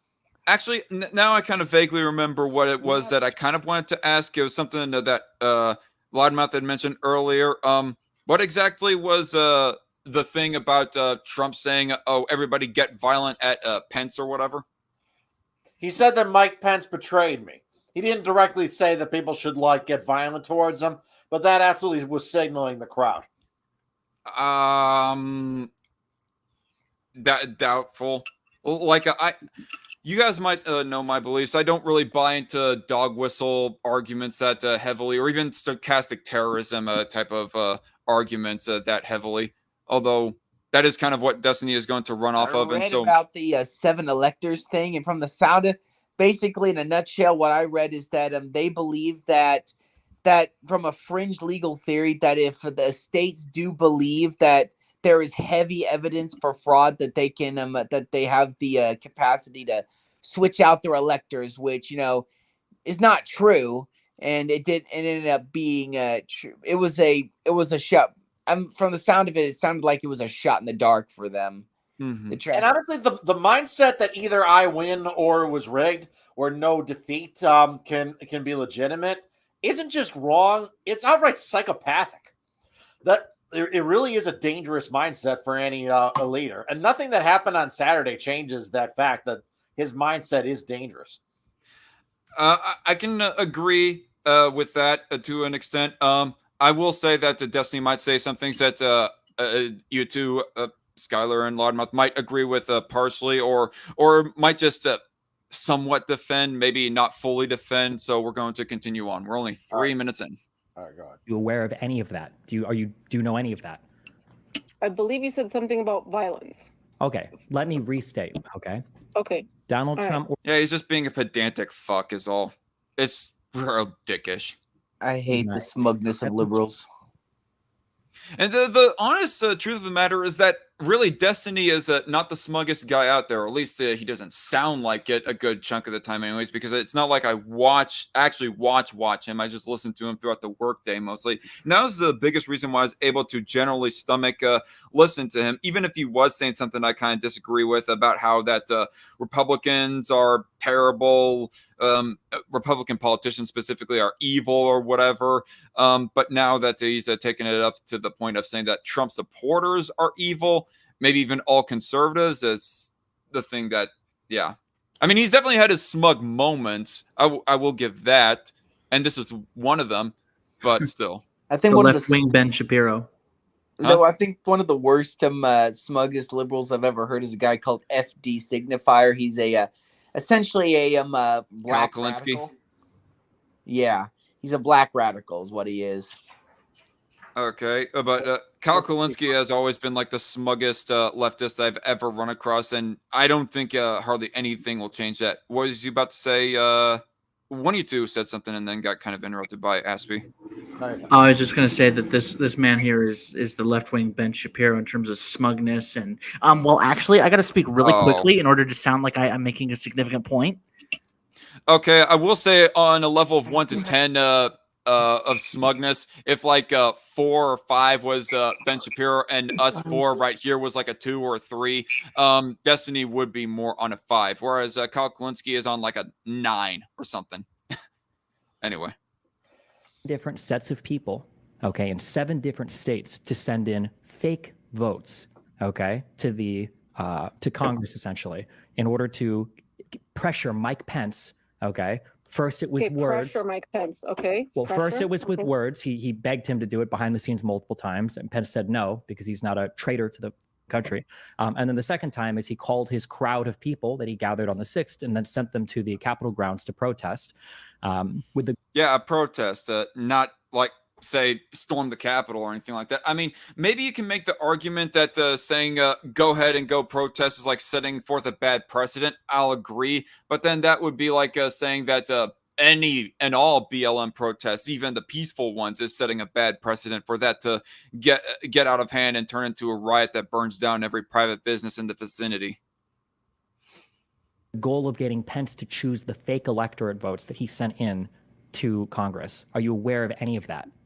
What is the evidence for that, though? It's laid out in the indictments, and nobody denies any of it. If you want, you can go to YouTube. Okay, here's another thing that I want to say. Trump may well be a crook, even worse than that of the guy who got famous of saying that he's not a crook, that being Nixon. But at the same time, that's not even necessarily, and this might even be an illegal thing that Trump has done with the fake electors and whatnot. But that's not necessarily evidence that he was a violent insurrectionist. So therefore, conservatives are inherently immoral by virtue of supporting Trump in any way, shape, or form. If you support a guy whose mindset is either I win or it was rigged, I think that is pretty immoral. I think one can say I think how about this? No. I would say that if you're supporting a guy because you think he's going to be a good president, at least that's a better reason to support someone rather than because you want a strong man. I think though that it is wrong-headed to support someone who either I win or I will steal it with a fake electors plot. I think that excuse me. And look, on your point and Loudmouth's point, I will say it's definitely a crazy mindset. And yes, Night Shift, that is S-Man. And I gave you a link if you want to come along as well. Although then again, this live stream is getting kind of crowded. But on the point that you guys said, it is definitely a crazy mindset if you know that context. And depending on what your reaction is to that quote as well, it's definitely crazy, but it's not necessarily immoral. What would be immoral is how that you react and how that you support a guy that says, I'm going to line up every single Mexican up against a firewall and shoot them.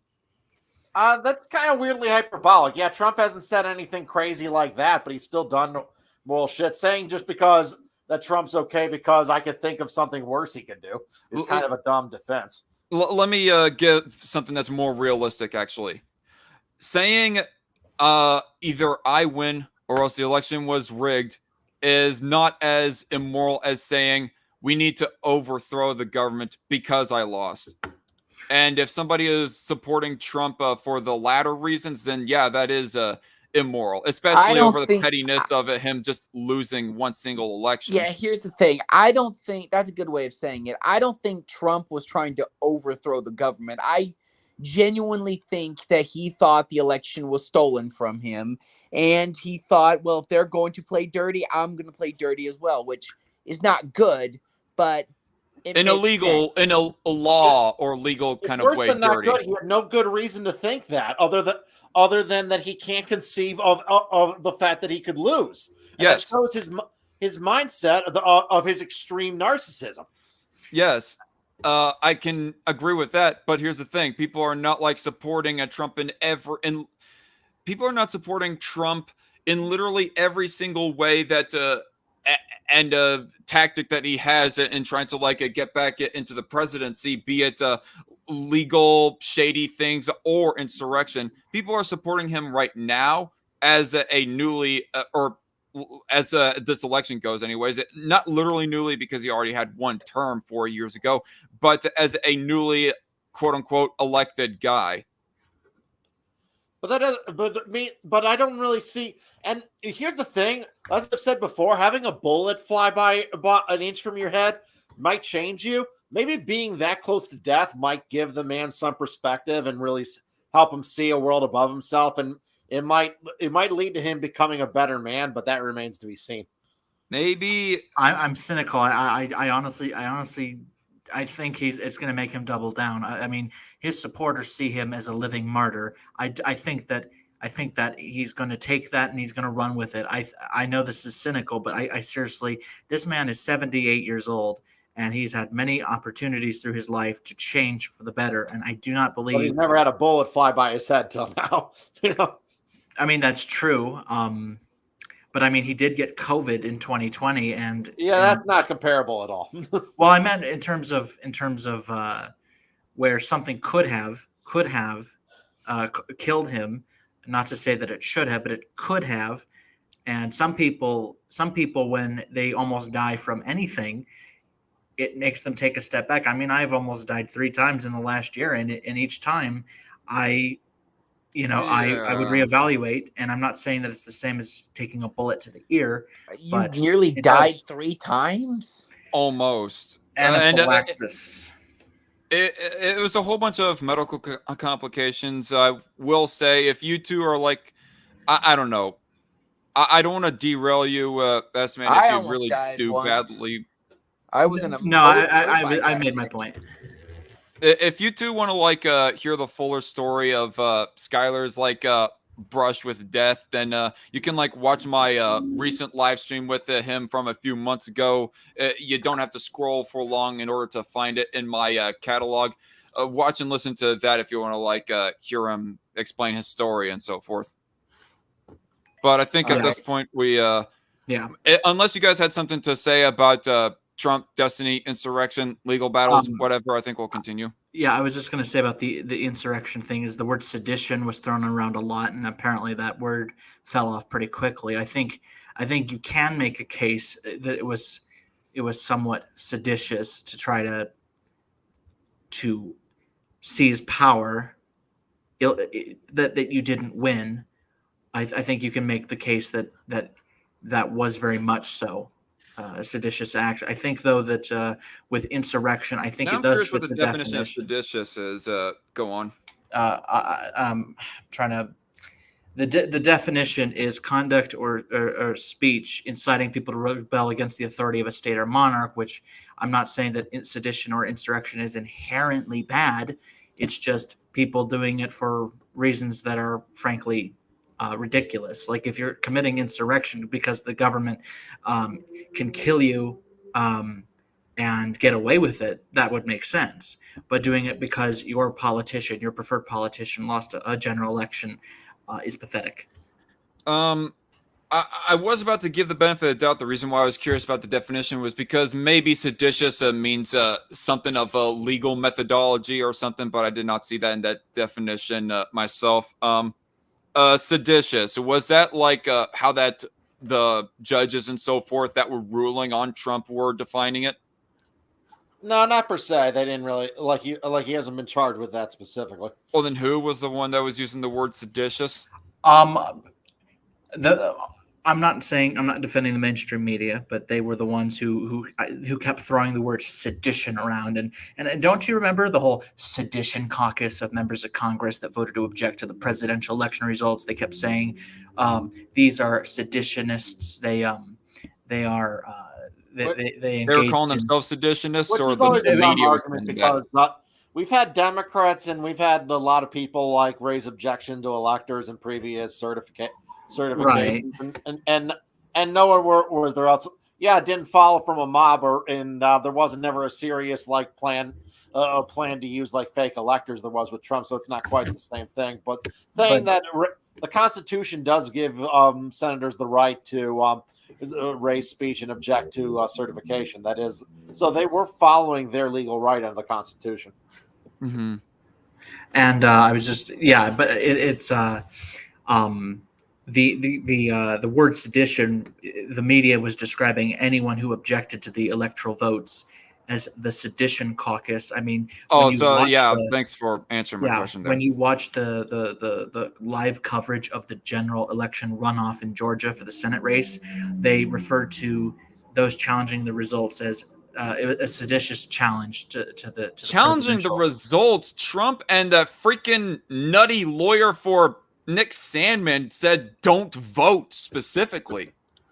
Right. So it's not like they shot themselves in the foot. Yeah, that guy. What was his name? The same guy. Remember Rittenhouse? Lynn briefly something. Hired him and then fired him. Lynn Wood. Yeah, Lynn Wood. That guy's a fucking nut. Yes. And speaking of nuts, and if you want, I'll wait 5 minutes right now for you. You can go on YouTube and you could go false electorates try to enter Capitol, And there are videos that will pop up. The first one says, Republicans try to deliver their own electoral votes to Michigan Capitol. There are people that are being charged in multiple states right now for perjuring themselves, saying that they were the duly elected, appointed representatives of their state to So, I don't know. Somebody might have to explain this to me, or else I look into it myself. It seems to be like a random, like average citizens trying to create new votes to put in. Yes, there were people that were just rando individuals who lied to state officials in the states that Joe Biden defeated Donald Trump in, saying that they were duly chosen, that presenting completely false documents stating that Donald Trump had carried their state and thus all of its electoral votes, and law enforcement prevented them from entering the state capitol because they had already obtained the actual electoral certificates that they were going to send to the legislature to formally cast the electoral votes for Joe Biden. And so what was it exactly that Trump was saying? Just go in and turn in these alternative electorates, these alternative votes, or saying break in to file them in? Break into the Capitol to file them in. Well, they didn't break into the state capitol. Or are you talking about the U.S. Capitol or state capitals? Because if it's state capitals, there was nothing about the state capitals. It was just probably explicit. I'm meaning specifically about the subject matter being of the Capitol at D.C. Oh, okay. Oh, yeah. Sorry, I was thinking of the state capitol still. Saying, I mean, how exactly were these people supposed to fight like hell? How are these people? As for the phony electors, those certificates never made it to Congress. There was a precedent Richard Nixon set that he didn't want set when dueling electors reached the U.S. Capitol. He had to reject electoral votes that were going to go to him for electoral votes that went to John F. Kennedy from Hawaii, giving the certificate that John Kennedy won Hawaii over himself, Richard Nixon, because it was so close that there were dueling electors, because they had to do recounts multiple times. The vote was exceptionally close. And it did set a precedent as to what to do if you have dueling electors. But as for telling people to storm the Capitol, sure, he didn't explicitly say, all right, people, we are going to storm that beautiful Capitol. But fight like hell. What exactly is one supposed to take away from it? Well, I'm not saying give him the death penalty. If that's the case, then Cenk Uygur was advocating for violence every time he says, we gotta fight! I wouldn't say that specific, but Cenk Uygur has absolutely advocated for violence. So yeah. My point is though, Loudmouth, is that saying a fight is not necessarily the. No, I'm saying in connection with the thing. Like, for example, when in the indictment in the Georgia RICO law indictment, some idiots were like pointing out portions of it where they were they're saying that opening a door or some certain innocuous actions were criminal in it. Well, the thing about the way RICO law works is an action that in and of itself is not illegal can absolutely be illegal if it's part of an overall criminal conspiracy. Like driving your car down the highway is not in itself illegal, but driving your car down the highway can become illegal if the guy in your back seat just robbed a bank. Very quickly from the live chat, and then we'll continue on. Cyrus the Elder says Don has never advocated for political violence, and I'll give you the benefit of the doubt that might be the case. I guess it might have been a jackass assumption on my part. Maybe he's memeing. Maybe he and the rest of his fan base are memeing. I don't know. But at the same time, people have such dry senses of humor that I sometimes can't even tell. And sometimes the leftists who are trashing on conservatives for daring to have pity against Trump or for Trump and Corey on this, that they can't even tell whether those types of people are seriously advocating for the death of communists or not. because of those that very, very dry sense of humor. But I'll just give you the benefit of the doubt, Cyrus, that maybe Dawn has not. But anyway. Ask their electorate vote. Nobody denies this. Nobody denies this. Okay? So you're not aware of any of this. I haven't. What does that have to do with statements of, oh, go invade the Capitol, Destiny? Heard of that story, no. That's another way of saying you're not aware of any of this. So, okay, so step one, okay, let's assume that's, you know what? The biggest reason why I pity this girl is, I'm not going to be as harsh as Destiny, but if I had to be absolutely honest, she's kind of slow and dumb, and she says, and she does not say the stuff that I really wish that she would have said in response to Destiny. And the thing I would have said in response to him right there is asking him, what does that have to do with Trump, whether or not he called for an insurrection or invasion of the Capitol, etc. But she doesn't, and so here we are. what I just said is true because nobody's denying it. And Trump's defense against this is to ask for criminal immunity. You're aware of that, right? That Donald Trump's way of defending himself was to go before the Supreme Court and say, I need to be immune from criminal prosecution. Are you aware of that?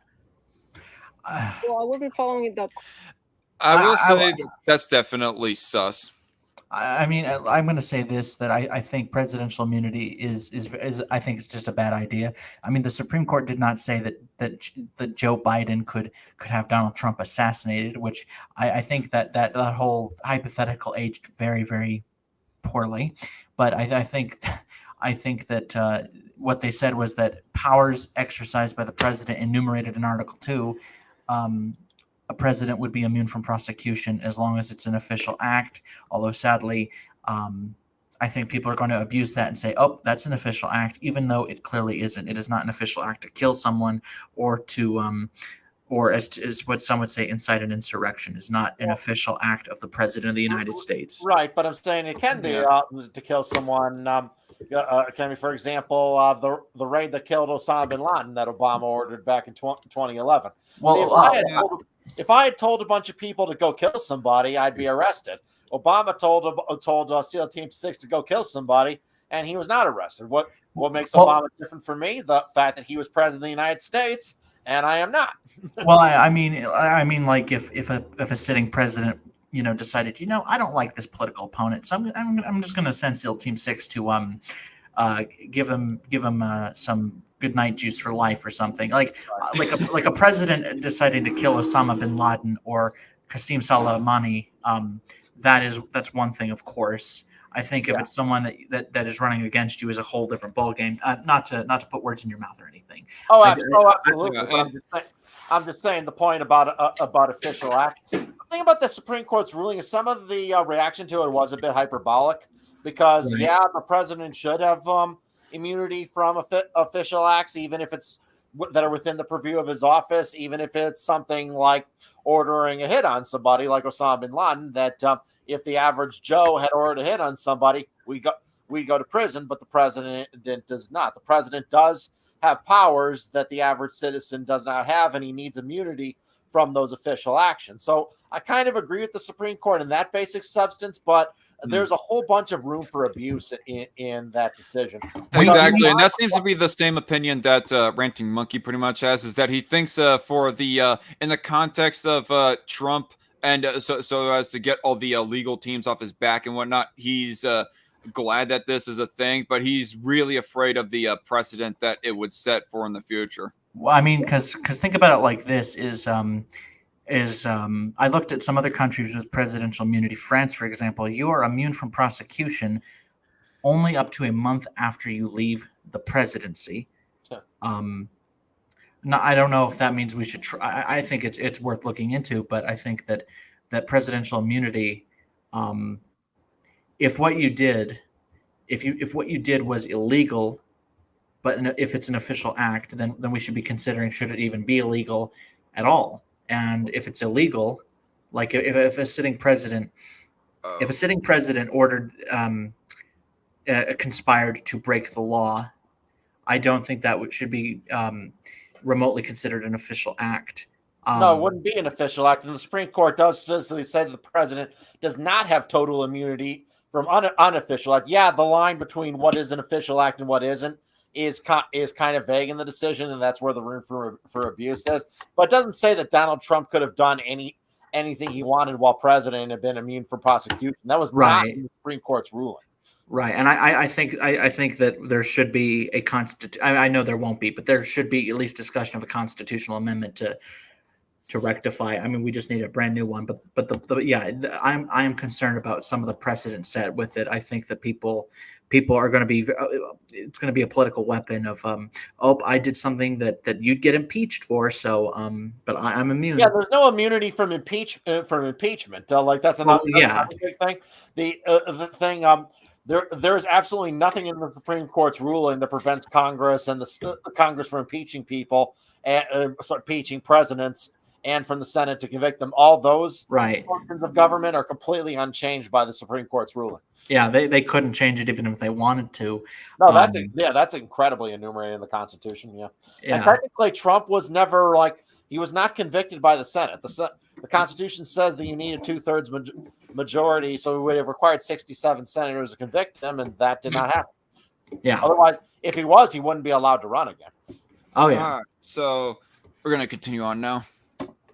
Closely, so no. Okay. Well, are you aware that Donald Trump, his attorney went before the Supreme Court and was granted criminal immunity for the first time in all of U.S. history for an ex-president? That now the office of the presidency enjoys absolute criminal immunity. See, I will say that's false. Destiny is either ill-informed or he's lying here, because that was not the Supreme Court's ruling. Or possibility that he misspoke, but regardless, I mean, I don't know the details. I will. You guys might have to send me an article about that specifically, and I'll read it. In the chat says, "Thanks, guys. I'd almost forgotten that Shrek Ogre of the Young Turds existed."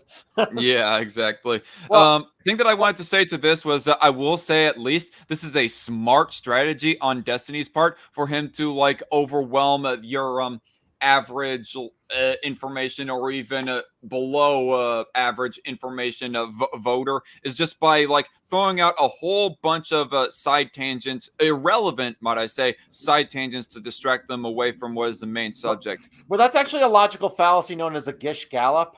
When you do that, when you just throw so much at the person you're debating that the person can't possibly answer it all, and thus you can kind of claim as some kind of victory. I thought Gish Gallop did not necessarily mean whether or not that you are throwing out irrelevant side tangents, because someone like Ben Shapiro, example, gets accused of Gish Galloping plenty of times. But say, for example, the subject matter is whether or not Obama was a good president, and Ben Shapiro will just rattle off a whole bunch of different points about immigration, about taxes, about economic regulations, and so on and so forth. And instead of sticking to just one topic that is relevant to the topic of whether or not that Obama was a good president, he'll mention all these other topics that the person theoretically would either be overloaded with or would have to respond to all at the same time, instead of just focusing on one issue that is Gish relevant. Galloping. That is. So yeah, Destiny here is kind of Gish Galloping. Yeah. Which is actually named after a famous creationist, a guy named Gish. He wrote this book in the early the 90s, I believe, called Dinosaurs of Eden, which argues that I'll see you guys later. Yeah. Bye-bye. Oh. See ya. Yeah. Damn it. Rare opportunity that we had him on. Lived among man in the early days of the Bible, what have you. And he was kind of a popular creationist, and that was he debated an evolutionary biologist, and he kind of just, his strategy was just throwing a bunch of talking points at him. It was more than the guy could answer, because no one can answer all that shit. Well, okay. I guess I will say this: Destiny is Gish Galloping, but in a worse kind. Instead of Gish Galloping a whole bunch of points that are relevant to the key topic at hand, he's Gish Galloping a whole bunch of topics that really are irrelevant to the topic at hand. And that question being whether or not Trump is an insurrectionist, or maybe they did not both cooperatively agree on that was going to be the topic of the entire call, let alone of this very moment, and he's just, I don't know, just fully exploiting the open field that the girl has given him. Right. I don't know. Anyway. immunity and presumptive criminal immunity for basically every action a president can take. Are you aware of that? No, I'm not aware of that. Okay. How many videos have you seen of Joe Biden stumbling down some stairs or having slurs or forgetting words in his speech? Well, they are floating around. I've seen some of those. Yep. Do you understand that? Do you understand that this is a problem? That you have absolutely no idea what's going on in my country, what's going on in my. Let me finish, please. Then you can go. You talk as long as you want. Sure. You don't know what's happened in my country. You don't know. It's all like, let me finish being a dick to you. Well, I don't know. It gets worse, but this is kind of it. I don't know. Maybe I'm just being a little bit oversensitive myself. Yeah, you kind of white knighting, dude. She's not gonna fuck you, bro. Well, fuck you. Sorry. What's happened with my government? You don't know any of the things that Donald Trump has been involved in. But I bet if I go through your Twitter, I can find 50 million videos of Joe Biden. And honestly, it's probably just a rather general bluntness saying you don't know XYZ thing, which might be true. Well, Destiny does kind of have a point. The fact that like really short, memeable moments that are ultimately far less relevant often get like a lot more traction on social media than much more relevant stuff, because like filling out a bunch of fraudulent election certificates is not something that can fit in like a 30-second TikTok video, but Biden like stumbling on stairs can. Therefore, it gets more traction, even though ultimately it's a lot less relevant. It's kind of what has like motivated me less to want to make videos and do live streams and so forth. Is that same with me? Same with me. I've really gotten like sick of like the ecosystem of like flash short videos. It's why I don't make videos anymore. It's just gotten sick of it. It's because of the fact that I like to get into the longer form, more substantive issues. Now, I'm not scholarly. I'm not like a absolute professional at it, but I want to like be able to throw a few articles, a little bit of at least layman's research in whatever video that I'm making. But the thing is, that ain't really a good attention grabber. Going on about how, homicide rate in response to Trevor Noah when it comes to gun control or whatever. That takes like time and effort. And the thing is that the payoff for that time and effort is not high enough at this very moment for me to do that. Although I am still working on an edited video that should be an attention grabber, regardless of how long that I make it, to a point anyways. But still, the general thing there, yeah, it's just a little bit of a demotivator. Not enough payoff for getting into the substance and weeds of things. With a stupid open mouth or slurring some word. Do you think that's an issue?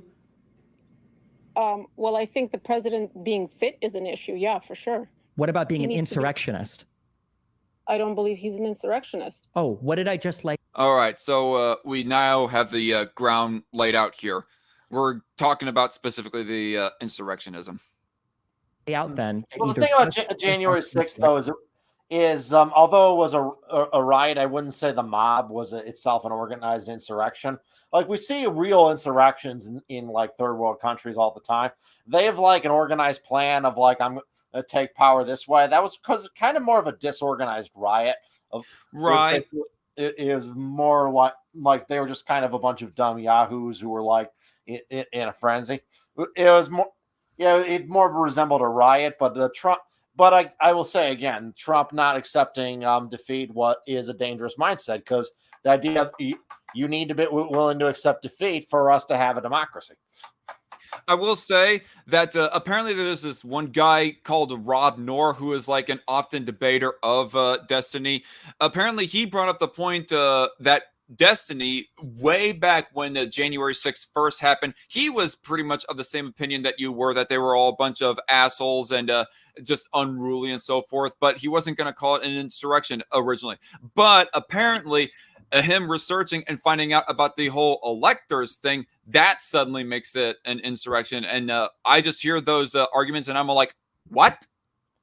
And Rob Norris, because that is kind of a lot more of an organized action, whereas the January 6th, the Capitol riot, you could just dismiss as disorganized rioting rather than like an organized insurrection. It's an organized effort. Fake electors is much more of an organized act that could fall under insurrection. It's an organized act, but I still hesitate to call it insurrection. In fact, I disagree that it is insurrection, unless if freaking Trump was trying to use violent means to try and get those fake electors implemented so that he could suddenly have a higher electoral vote count than Biden as far as the 2020 results go. But the way that I would approach this on the question of Trump being an insurrectionist, or do you think that January 6th was an insurrection? I would say I don't think that it was an insurrection on Trump's part. And that kind of leaves me open. Like, I'm open to the possibility that and the argument that maybe the people who like actually violently broke into the Capitol were like insurrectionists, even to like some mild like weak ass pathetic attempt kind of way, in the same way that local protesters, BLM or otherwise, will like riot on local government buildings or whatever, maybe.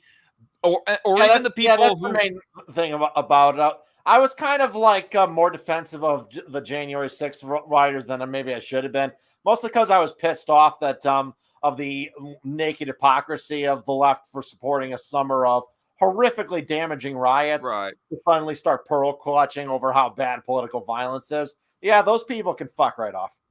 And I will also say that the real people who may or may not be behind the people who did violently break into the Capitol, that they are insurrectionists as well. We haven't found out yet that Donald Trump is really behind the people who broke in. So I have yet to be convinced that he specifically is an insurrectionist. But as far as like the whole hypocrisy thing goes, I mean, I will say my initial reaction talking about January 6th, because I don't think we ever had a live stream talking about that. Well, actually, no, we did. We kind of did cover it, but I'll just reiterate the arguments right here since it's relevant. I do think that the people who rioted at the Capitol, they at least focus their ire on the people who are or focus their anger on the people who are more responsible for what their ire is, if that's even the right wording right there. And that being, oh, you did not elect my guy, I'm going to attack you.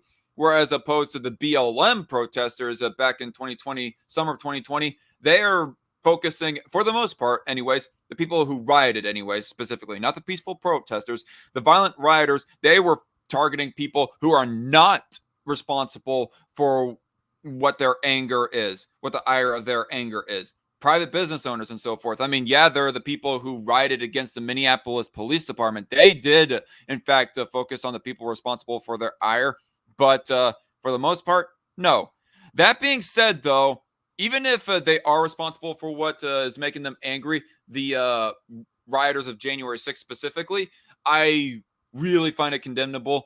I don't think that this was the right time to riot against the Capitol. Is that, oh, your guy lost one single election. Boo-hoo. It's not the absolute end of the world. It's not like the government is signing up the legislation that we're going to literally take all... Trump supporters scare me. They're a cult of personality. And frankly, most of them are really fucking stupid. Most Trump supporters, they're fucking dumb. They make self-contradictory arguments all the time. They have a weird selective memory loss. And they'll condemn other people for doing shit Trump has done, but they'll give Trump a pass for reasons they cannot articulate.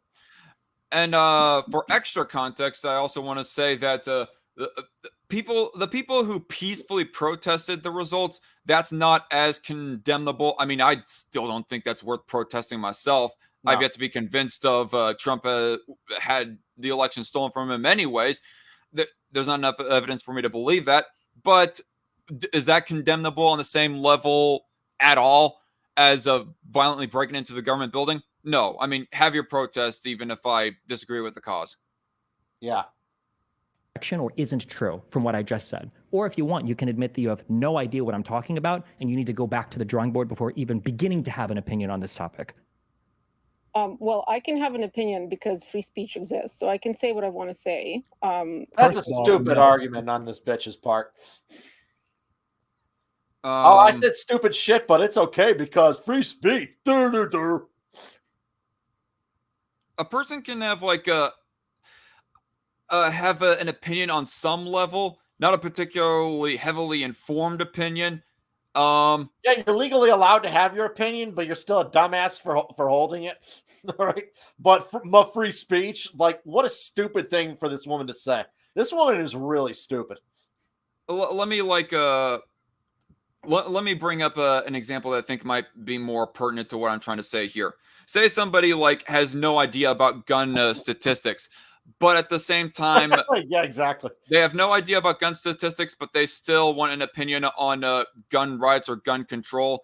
I think that that's all fine and dandy. The person who does know their gun statistics says to the guy who's like illiterate on guns, okay, take a gun rights advocate who knows little to none about gun statistics versus a gun control advocate who is actually kind of informed. And the gun control advocate says to the gun rights advocate, you have no right to an opinion, or you should not be talking about this subject.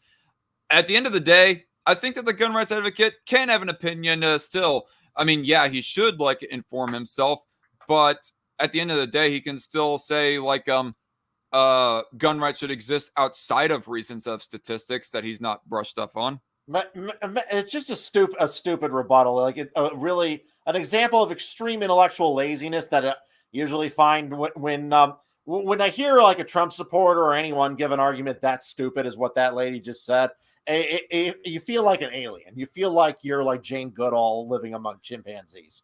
Like that is a scary how stupid that statement from that woman is. Mr.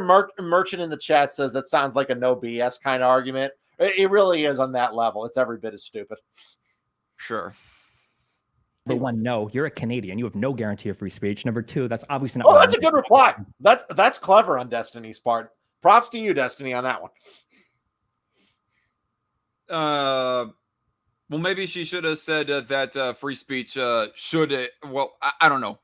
I mean, it'd be very wordy for her to say that.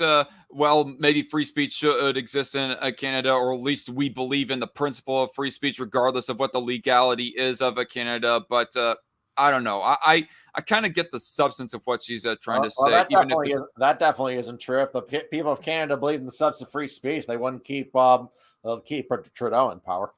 Well, at least she does, anyways. Not the Canadian people as a whole. Sorry if that was a bit of inarticulate wording on my part. But blame Canada. Blame Canada. Yeah. Entitled to an opinion. I'm saying that was a shorthand for to have a well-formed opinion that merits consideration. Right? If you're not even aware of any of the major. And I think that is a fair clarification on Destiny's part. Savage on savage Destiny. Absolutely savage. Anyway. Events happening in this country. I don't know how you can have a strong opinion on whether or not Donald Trump is an insurrectionist or not. Well, I see what the media says about the current events, and I see the media pushing and saying things like, to serve his country, President Biden should drone strike Donald Trump. And to me, I see that he's drinking a Red Bull. Monster for the win, y'all. That's not what media were saying. They were using a hyperbolic hypothetical about the danger of ultra presidential immunity. You stupid bitch. You don't like again. That is another no bullshit argument. This woman cannot entertain a hypothetical. She's so stupid that she can't. Hypothetical is beyond her ability to grasp. What hypothetical? Here, I'm going to rewind it a bit. What hypothetical are we talking about? Well, I can have an opinion. You're talking about media outlets saying that about Biden drone striking Trump, but that was a hypothetical about the dangers of absolute presidential immunity. All right, that's what when people say that, they're not literally saying that Biden should do that. At least most of them aren't. They're pointing out the danger and the dangerous precedent around presidential immunity, and that may be hyperbolic, and it may not fit what the Supreme Court ruled, but that is not. But they were not literally arguing. But this woman, I think, is not intelligent enough to understand what a hypothetical is. Anyway. Speech exists, so I can say what I want to say. First of all, no. Number one, no, you're a Canadian. You have no guarantee of free speech. Number two, that's obviously not what I meant. You obviously are entitled to an opinion. I'm saying that was a shorthand for to have a well-formed opinion that merits consideration. For the record, Warrior Class USA and the live chat, we're only covering like the first few minutes of Destiny, maybe 20, if that even, because I don't know how relevant it is to go much further. Yeah. But anyway. Right, if you're not even aware of any of the major. Sound like you're about to say something, Loudmouth. No. Never mind. Events happening in this country. I don't know how you can have a strong opinion on whether or not Donald Trump is an insurrectionist or not. Well, I see what the media says about the current events, and I see the media pushing and saying things like, to serve his country, President Biden should drone strike Donald Trump. And to me, that seems like not very appropriate thing to say for you know. Oh, never mind. I mean, maybe it's like you said. You used the word a hypothetical or something. I would almost think that it's a more like metaphor or something, at best, anyways. I mean, in this like a volatile world that we live in, I kind of like am with the point that she is on that maybe that's not good language to be using. I mean, there's the whole issue about, oh, did Biden put a bullseye on Trump? That almost seems to be like a bad optics as well, in my opinion. I'm I don't know saying what, she didn't seem to understand the hypothetical people were making here.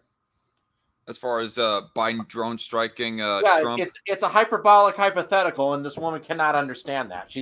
She's not an intelligent person. This is I don't know. She entered a battle of wits here completely unarmed. I'll say that I don't know the full context of those clips. I haven't seen them personally, so maybe I'll just give you the benefit of the doubt and move on. As an advice for the current sitting president, and that doesn't seem like a strong uphold of democracy or decency, as they would say, because they said decency was on the ballot. If Rachel Maddow told you that walking on sidewalks was dangerous, would you walk in the street? No. Wait, Rachel Maddow. I think that she would like completely disagree with Rachel Maddow if she said that masks should be worn because COVID bad or something like that. So I don't know why you bring up Rachel Maddow of all examples to try and rebut her. Then why are you citing me something that the media said and then giving me your 4-year? Do you have children? Do you react to everything like a child? If the media says something you don't like it, do you just take the opposite position without giving a single original thought yourself into what you're actually being told? Or is your entire idea? I don't think that was her point. I mean, maybe she's taken the point of the the thing that the media said too literal, to Loudmouth's credit here. But at the same time, it wasn't really the point that she was making that, they said this, therefore I'm going to take the absolute opposite opinion. The point that she was trying to make anyways, but failing, granted, was that, media is spouting violent rhetoric, so therefore, what about that? Ideology defined by reactionism. No, I'm not ideologically possessed. I agree with certain things that sometimes the liberals say, and I can disagree with certain things that conservatives do. Okay, It's not. That's it's fine. Not like, yeah, it's not like I watch, state Canadian media and take the opposite stance of everything they say, because twice a day a broken clock is right. So Cool. it's not Okay. an issue So then for me. I think we can. Going back to the insurrection thing, if every part of what I laid out was true, if Donald Trump slated false electors in states, had that sent to Congress, and knowingly gathered a crowd of 50,000 whatever people, and then sent them to the Capitol building in the hopes that they would protest to pressure the fake electors being chosen, do you think any of that qualifies as an insurrection? Notice the key thing that you failed to mention right there, Destiny, that would make it an insurrection. Storm the Capitol, as opposed to what he did say, which was keep it peaceful. Once it did started going. Would I have to be an expert in insurrection law to state that one way or another? But you don't have to be you don't have to be an expert in insurrection law to say confidently that it wasn't. Well, perhaps you're right about that, but I think that was like a fail to mention on her part, whether or not you have to be an expert on that. Like, expertise is irrelevant. I mean, even Destiny made a fallacy there of appeal to authority fallacy right there. Oh, I guess I don't see it. Explain. Yeah, saying you have to be an expert on it is kind of is an appeal to authority. I thought that was just a rebut against her bringing that up herself, but but whatever. I like I said, I refer to his actual words that he put out on social media and on video, saying that he's requesting for peace. You understand that came after he was begged for hours while he and his crony corrupt Giuliani made phone calls to sitting congressmen inside. Was it really like hours? I'm gonna have to look that up here while the No, video. he's right. No, he's right. It was a few hours. How many hours? Like I don't know exactly, but it was hours. How long did? Well, maybe I should not be using Google. Maybe I should be using DuckDuckGo or something instead. Google is probably going to give me nothing but whatever the establishment sources are. Or just in general, they're bad with giving a variety of search results anyways. Right. I'm just going to continue it. Of the locked down building, right? That he was calling them, pressuring them to delay the certification of the vote. It was hours after that he finally went on. He keeps on using the word pressure. Pressure can be used in a context other than threat of violence. I mean, presidents using the bully pulpit all the time, pressuring senators or congressmen that are up for re-election to do this, that, or the other legislative agenda, or else we're going to use the bully pulpit on you and you'll not get reelected. That's a pressure of your chances of winning or lose versus losing an election, not your chances of dying versus living. So irrelevant. Twitter when the insurrection had failed and said, okay, guys, we need to go home. Well, like I said, I wasn't following it 24/7. Then why do you have an opinion on it? You weren't following 24/7. You were following it 0-0. You have no idea what happened on any of this. Why do you think you should have an opinion on any of this? Well, I told you I can have an opinion if I want. You can, but she can at least have she can't have an opinion on the more in-depth stuff, but I think kind of an earlier point, she can have an opinion on at least the base level stuff. This stream was supposed to be about the recent assassination, but this seems like it was made before that. No, it was definitely a few hours after the assassination attempt, and really, that is it comes down to it just shows the basis reason as to why it is that Destiny thinks that conservatives are deserving of absolutely no respect. Why Cory Camperatore and his family is deserving of no pity. Well, at least Cory, anyways. And conservatives, if they die cheering on Trump, therefore they are deserving of no pity as well, is because of the fact that they are supporting an insurrectionist. He thinks that's the basis for that, but you, Trump, you loudmouth don't think that's a good basis for showing people lack of, showing I people get no frustrated respect with Trump supporters because a lot of them I do think are fucking stupid, but yeah, I'm not gonna mock and cheer a family man who died shielding his family from gunfire, you know. Because that is fucked up, and it's really sad. And as I said at the beginning of this stream, this whole incident has made me sick to my stomach for my country, but it's more for my country's sake than for Trump's sake. Sure. Then people should make fun of you and bully the you for it, right? You have literally no idea about any of this. Wasn't that what our original tweet was over? Is that I think I called you fuck that. Bully the fuck out of a person for ignorance. Give me a break.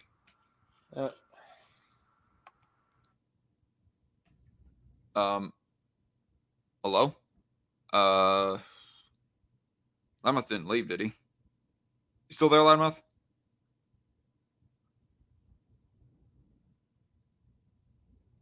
Oh no, he's just AFK. I don't know. Didn't I call you a hack? It seems like I was correct, right? You have absolutely no idea about literally any of these issues. Yes. Okay. Maybe I haven't followed the case as closely as you have. Hold on, not closely. You don't even have any idea. You have no concept. You don't know anything about what I'm talking. You don't even know what an electoral vote is, do you? I guess the perception that she's getting is that he must have read hundreds of pages, or at least dozens of multiple dozens of pages worth of documents in depth going into these things, as opposed to maybe 1 or 2 pages for each appropriate legal case being pressed against Trump or something. Oh, that was loud. Hello again. Hello, I don't know why that keeps happening. No, at first, I heard a click after what I said, and I don't know. I thought you might have went AFK or something, possibly. No. Of course I do. Of course I do. It's what the United States has for their electoral process. We have a similar process here in Canada. It's not majority vote. It's not democracy. It's a constitutional republic. Okay, if you know what an electoral vote is, do you think it's acceptable for people to try to fake them, like Donald Trump did in 7 different states? Well, like I said, what is the evidence that he faked those? What is your evidence for that? That's a dumb question. Like anybody who like even vaguely pays attention to politics can at least have heard from their favorite political pundits that hey, he's being charged for fake electors, fake delegates, so forth. What would you want to see? What if I could show you hypothetically 7 different... And it's why that yes, even though I grant that she is in fact dumb, I also pity at the same time of that she's like in this situation. She should not have put herself in this situation ultimately, but I don't know. I almost feel more sad than mad for her about this. Right. Certifications filled out with false electors. I can send you a YouTube video of these people literally gathering outside in Michigan in the courthouse. Hold on. Here's a YouTube video for that. I can go on Obsidian and I can find you the if anybody has a quick link to the like they have photographs of all of the of all the fake things that they filled out, pretending that they were the. They also have photographs and video of people, stuffing ballots and bringing out bags and security footage from. No, they don't. Places. No, they don't. That what she said was false. So, I want to like ask this question just for the sake of a conversation on this point. There was one bit of footage that I saw. I think it was in regards of Georgia, where as soon as the Republican overseers leave, the people who remain pull out some boxes down from underneath the table, and those like being at least alleged, anyways, to be just ballots or votes just pulled completely out of people's asses that's supposed to be for Biden. Which it wasn't. They were ballots that were pre-gathered but couldn't be counted until then. I guess the question would be why wasn't it done while the Republican overseers were presently there, be it earlier or the next day? Were there during all the countings. That claim is straight up false. So what were they pulling out of the underneath the table there? Probably ballots that were slated that couldn't be counted till after. So differences in state laws. Some of them had the mail-in ballots pre-counted before the end of voting, whereas other states weren't allowed to do that under the law, so they had to store them away for later. So you're saying that those particular ballots weren't counted without any Republican overseers? They were all the ballots were counted with Republican overseers, all of them. That's a claim Trump has made and he has fucking lied about for years. I wish I could pull up the one particular video that I saw. Because Trump's a malicious liar with psychopathic tendencies, and his supporters are gullible dupes who will believe anything he says. That's the reality. And yet, despite that, I'm still glad he wasn't assassinated. All right. I don't know. Don't know how to carry on, so I'll just play. Were people voting, and they were putting up tarps over the windows. And are you aware? Are you aware that every single one of those was investigated, and that every single one of those was heard before a court? Yep. And that every single one of these. What do you say? I just said, yeah. Keep playing. Except for one was shot down. A lot of them by conservative judges that Trump himself, or at least his administration, appointed. Oh, that's true. Well, like I said, I wasn't following this case 24/7, so no, I wasn't following the procedures that came out of that. Okay, but you've seen pictures of it, right? Are you embarrassed or ashamed that you've had like strong opinions about this because of pictures that you've seen, because of like Elon Musk feeding you lies on Twitter? Dustin, you don't have to be that rude. I'm being really respectful. Hold on, I'm no, not sure wait. why you're Hold on. Who cares if you're respectful? You're being dumb. If you're being stupid, people don't deserve respect. Stupidity and ignorance are not necessarily the same thing. I mean, I hate this whiny shit when you start blaring facts at them. Oh, you're being mean. You're being mean to me, calling me out on the bullshit I spread. I hear that from people all the time, both on and offline. Like, man up. now this is disappointing. Honestly, I completely disagree with that particular bit of conduct right there. Like, ignorance and dumbness, yeah, sure. And maybe there's like some certain level of bluntness that is to be incorporated when you're like handling just a regular old dumb or ignorant person. And I don't even think he was being that abrasive in this particular point right here, just to primarily blunt. But is it really deserving of the same lack of respect as somebody who's like just absolutely thick-headedly stubborn and unwilling to learn, kind of stupid? It depends, I guess, on the situation. I just don't like it when. And when really, that's my problem with this. But it's an appeal to emotion, and I don't like it when people use appeals to emotion to try to like weasel their way out of saying dumb stuff without accountability. Well, it's not like there's no accountability being held here. Even if Destiny was not to be his insulting self, he's holding her accountable with him like giving like political substantive rebuttals. Right. But I mean, yeah, all calls for like decency are on some level an appeal to emotion. Right. And we'll keep playing. And really, well, okay. I want to say this. I believe in the rule of a civil discourse, but at the same time, if you're going to start getting uncivil yourself, expect incivility back. Right. Okay, that's fine. I need you to understand something so much, okay? You're not being respectful. You're actually evil, okay? This idea that you can walk... I definitely disagree with that. That's just him being an outright dick right there. Honestly, like... it's not like she's like calling for an insurrection on the Capitol herself, or even supporting Trump because of being a pro-insurrectionist or anything like that. At worst, she would be ignorant of the fine details of how that Trump supposedly is an insurrectionist. I mean, the only way that she would be evil within the context of this debate is if, at the least, she was to say, let's do an insurrection, let's invade the Capitol because our guy lost the election, or let's hang Pelosi or something like that. Yeah, but I wouldn't call her evil, but she was incredibly ignorant, and that is very frustrating.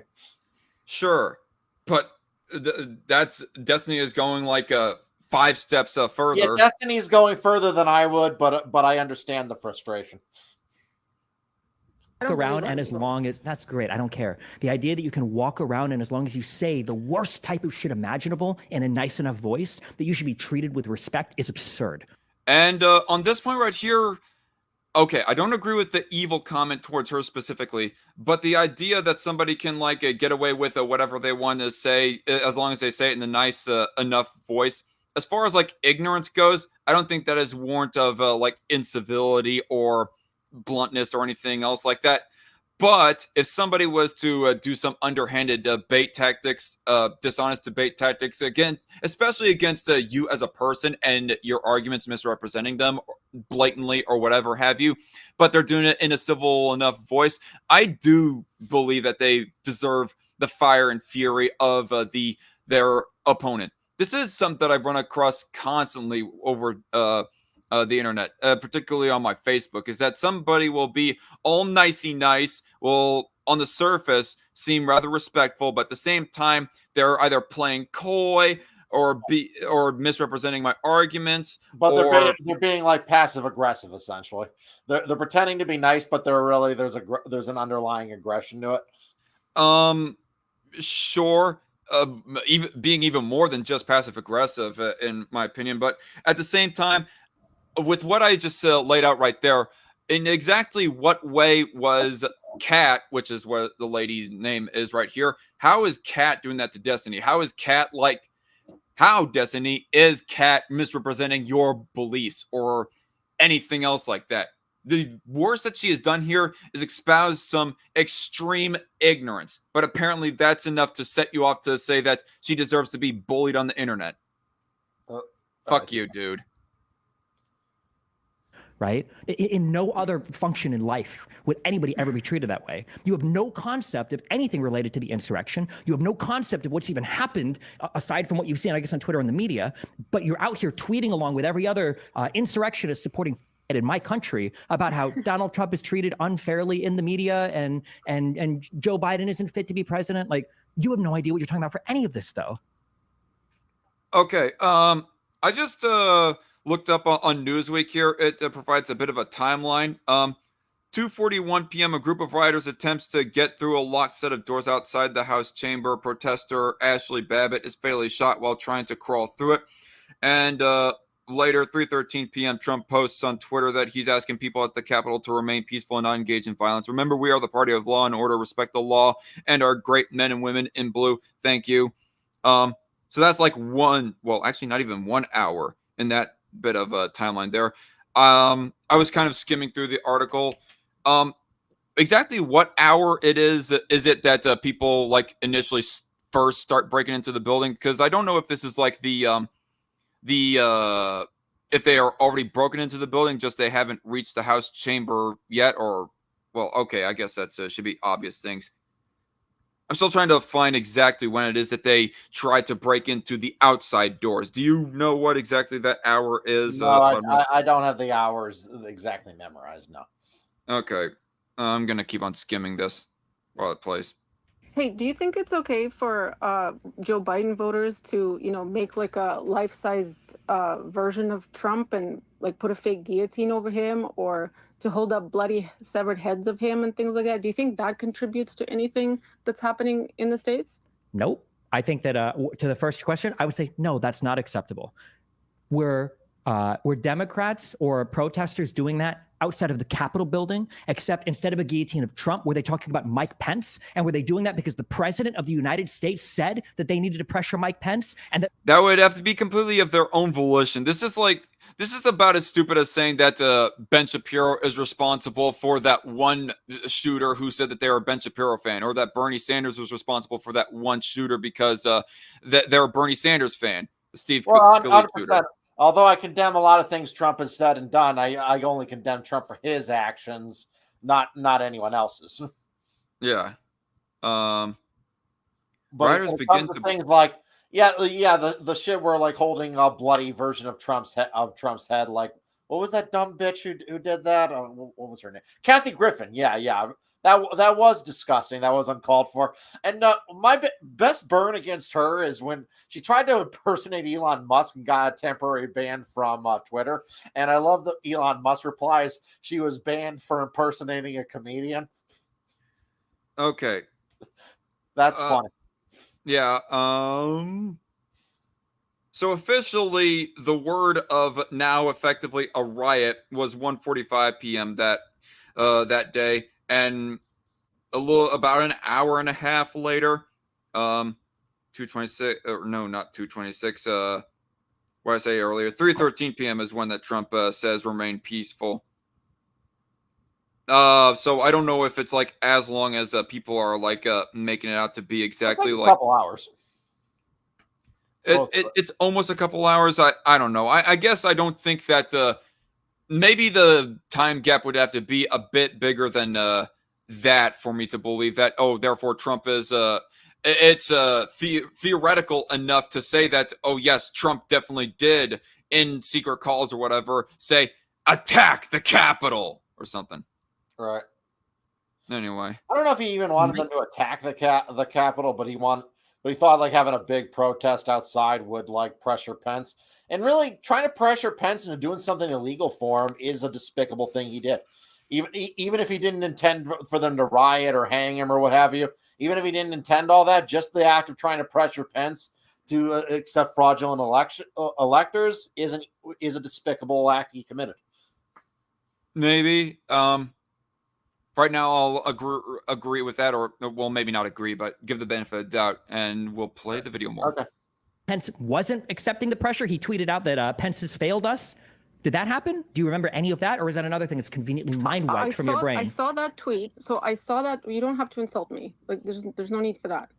I saw that tweet, and I saw some people calling for Mike Pence for whatever they were calling for him. To be clear, hold on, just to be clear, they were calling for his assassination because he wasn't willing to finish the insurrection, to finish the coup that Donald Trump and Eastman had set up for him. Okay. This is another word that is pulled up, like coup. Like, I think you can do an insurrection without what I'm about to say, but a coup is like a step up from insurrection, and that you're not just getting civilians involved, you're getting the military involved. I mean, what do you think, Loudmouth? Don't you think that Trump would have to like call up the military or which something he like that? certainly did not do. So yeah, no. To escort politicians, yeah. I mean, it's definitely. I think I see what the point of anti-Trumpers are trying to do. They're like using a hyperbolic term, but it's like calling Trump a Nazi for the millionth time. You're just devaluing the meaning of the word. Right. Trump may be a narcissist, but he's not a Nazi. And it's really ironic that that word could be used as an insult by people who support Hamas and groups who want to kill thousands of Jews. Yeah. To be clear, Well, yeah. I don't believe that a few crazies represent the majority. They do. So, but they do. Why would you say that? The I don't president think called so. them there in a speech. He gave them exactly the words. Does it though? I mean, it's not like the well. I mean, yeah, the majority do support Trump and thus must support his behavior. So Destiny has a point there. Even if they don't support like these. They're talking about the point of guillotine Mike Pence and calling for his assassination.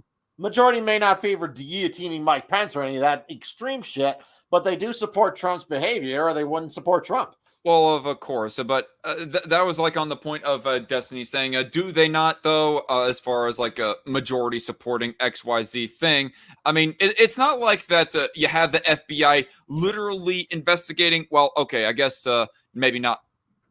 Investigating, but they might be trying to investigate every single protester and rioter, peaceful or otherwise, for this event. But it's not like that every single one of them is arrested because they did such a thing. Right. It's only a handful of people, Destiny, and he's just like, he's letting his emotions get control of him way too much. Kind of, yeah. You can tell he's a bit heated. Really. And I know he's gone through some shit in his life, and yeah, it's probably having a psychological toll on the man. Yeah, I mean, I can only hope that maybe it's just because of the fact that he's like coming off the heels of a divorce. Ranting Monkey kind of rejects that theory, doesn't think that it's really the divorce thing, but I'm not willing to discount it, and I can only hope that that's the thing, really, because even though right now I'm like unsubscribed from Destiny and not willing to just forgive and forget just yet, as far as him saying fuck conservatives, we've been too nice to them, which is what he says at the end of this particular live stream, saying that the conservatives are subhuman, or well, Trump supporters are subhuman garbage, etc. I'm not willing to like let go of that and like start watching his content again. I barely ever watch his content. I mean, so it doesn't matter to me. Right. Not that Destiny or any of his fans care, but still, it's. I'm just waiting for the moment of when that he like comes back from the fray, and maybe when he cools down from his divorce and everything else here. Right. He said that Mike Pence is the one who needs to toss basically the election for us. He's the only one that we can rely on. He told them that we need to make sure that our electorate slates are counted, and then he sent them to the Capitol building to pressure the people there to do whatever it is that they were supposed to do, which was to steal the election. But did he tell them to call for his assassination? Did he incite them to do that? Is that what you're saying? Did he incite them? Yes, he laid out every single words. Oh, okay. I'm sorry, ma'am. So he needs to say the exact words. You need to go assassinate someone for him to be culpable. In that case, yes. Chad, yes. Kind of, yeah, because I mean, it's kind of the thing with with a lot of Trump supporters when they point to leftists saying that Trump's a threat to democracy, therefore they are responsible for his attempted assassination. No, they're not. Yeah. And just as Trump may absolutely have been incredibly reckless with Mike Pence, but he didn't directly call for violence against him. Exactly. But Destiny just wants to like do all this overreading of his intentions and so forth. You're right. And his words too, for that matter. You would agree then that there is not a single Democrat in leadership that you would hold responsible for any amount of violence, right? Unless, are you going to show me? And this That's is where bullshit. Cori Bush has been a massive instigator of violence. She's told lies about police officers, and she's made a career off of it, and that absolutely has contributed to violence against cops. Did she call for their execution or whatever? No, but she lies about them. She tells lies that they're racist or what have you. She's lied about the Michael Brown case dozens and dozens of times, and those kind of lies absolutely can lead to violence, and she knows Honestly, they do, and she doesn't care. I think that kind of gives ammunition to the argument that Destiny is making here. Like, right, but Destiny's saying, "Oh, Democrats don't like contribute to violence." Yes, some of them absolutely do, and Cori Bush is a fantastic example. Cori Bush, hopefully, is supposedly doing bad in her primary. Getting her out of Congress would be fantastic. Then Destiny would say in response that Trump says stuff that contributes to violence, that pro-life Republican politicians can do stuff that contribute to violence by saying that abortion is murder or anything else like that, and so therefore responsible for stochastic terrorism, and so therefore responsible for any supporter of theirs that does violent shit like rioting against the Capitol. Plus, she should lose her position in Congress just because she looks too much like Shrek and Drag. But in fact, she looks so much like Shrek and Drag that there are rumors that DreamWorks Animation might sue her for copyright infringement. Yeah. Speaking of which, maybe we can like talk about Shrek 5. No. I'm just making a joke. I don't want to talk. Oh yeah. Well, I was about to say when we're done with this, but may I like offer my own alternative hypothesis or response I would give on this? And I don't really agree with. Sorry, Loudmouth. I don't really fully agree with what you said. I don't. I would say in response to Destiny that, yeah, it would have to be a more explicit statement of calling for violence in order for me to say that, therefore anybody who supports this person is absolutely immoral, or therefore they are culpable for their supporters going out and killing people based off of their rhetoric. And so I personally think that it's a kind of a little bit of a fail on her part to not just say, yes, I will not say that the Democrats are responsible for their supporters going after people. But she doesn't, unfortunately. And I guess you, Loudmouth, would have liked it if she was more informed anyways, to bring up Cori Bush or other Democrats as examples. Yeah. Go ahead. All right, agree to disagree. Are you going to show me some kind of tweet or video of a Democrat saying we need to kill conservatives? Have you seen a single one of those? I've seen some crazy statements coming from Democrats. I didn't ask for crazy statements. I asked what. Yeah, crazy. I'm going to be consistent here. Crazy statements is not the same as calls for violence. Trump has said crazy statements, but never necessarily calls for violence. Plenty of Democrats have said plenty of crazy shit that maybe possibly even should get them impeached at most. I mean, I know that a lot of Republicans have like called for impeachments of Rashida Tlaib or Ilhan Omar. I just hope Cori Bush loses her seat. I mean, I hope she's primaried out of her seat. Okay, that's like less extreme methods, but the calling for like impeachments though in response to this, in response to these things, I lost my train of thought a bit, but I guess at that point we'll just continue on. There are explicit calls for violence where they said we need to go kill conservatives.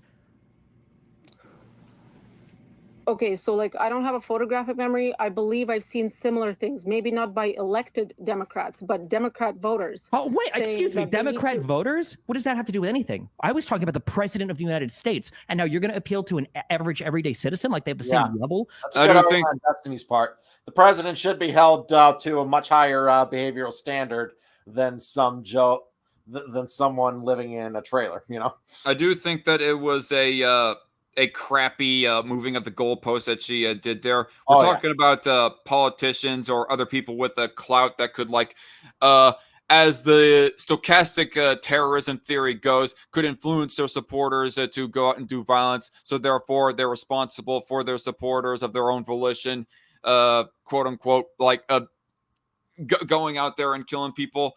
But yeah. Of moral responsibility Okay, or but- political but Trump culpability?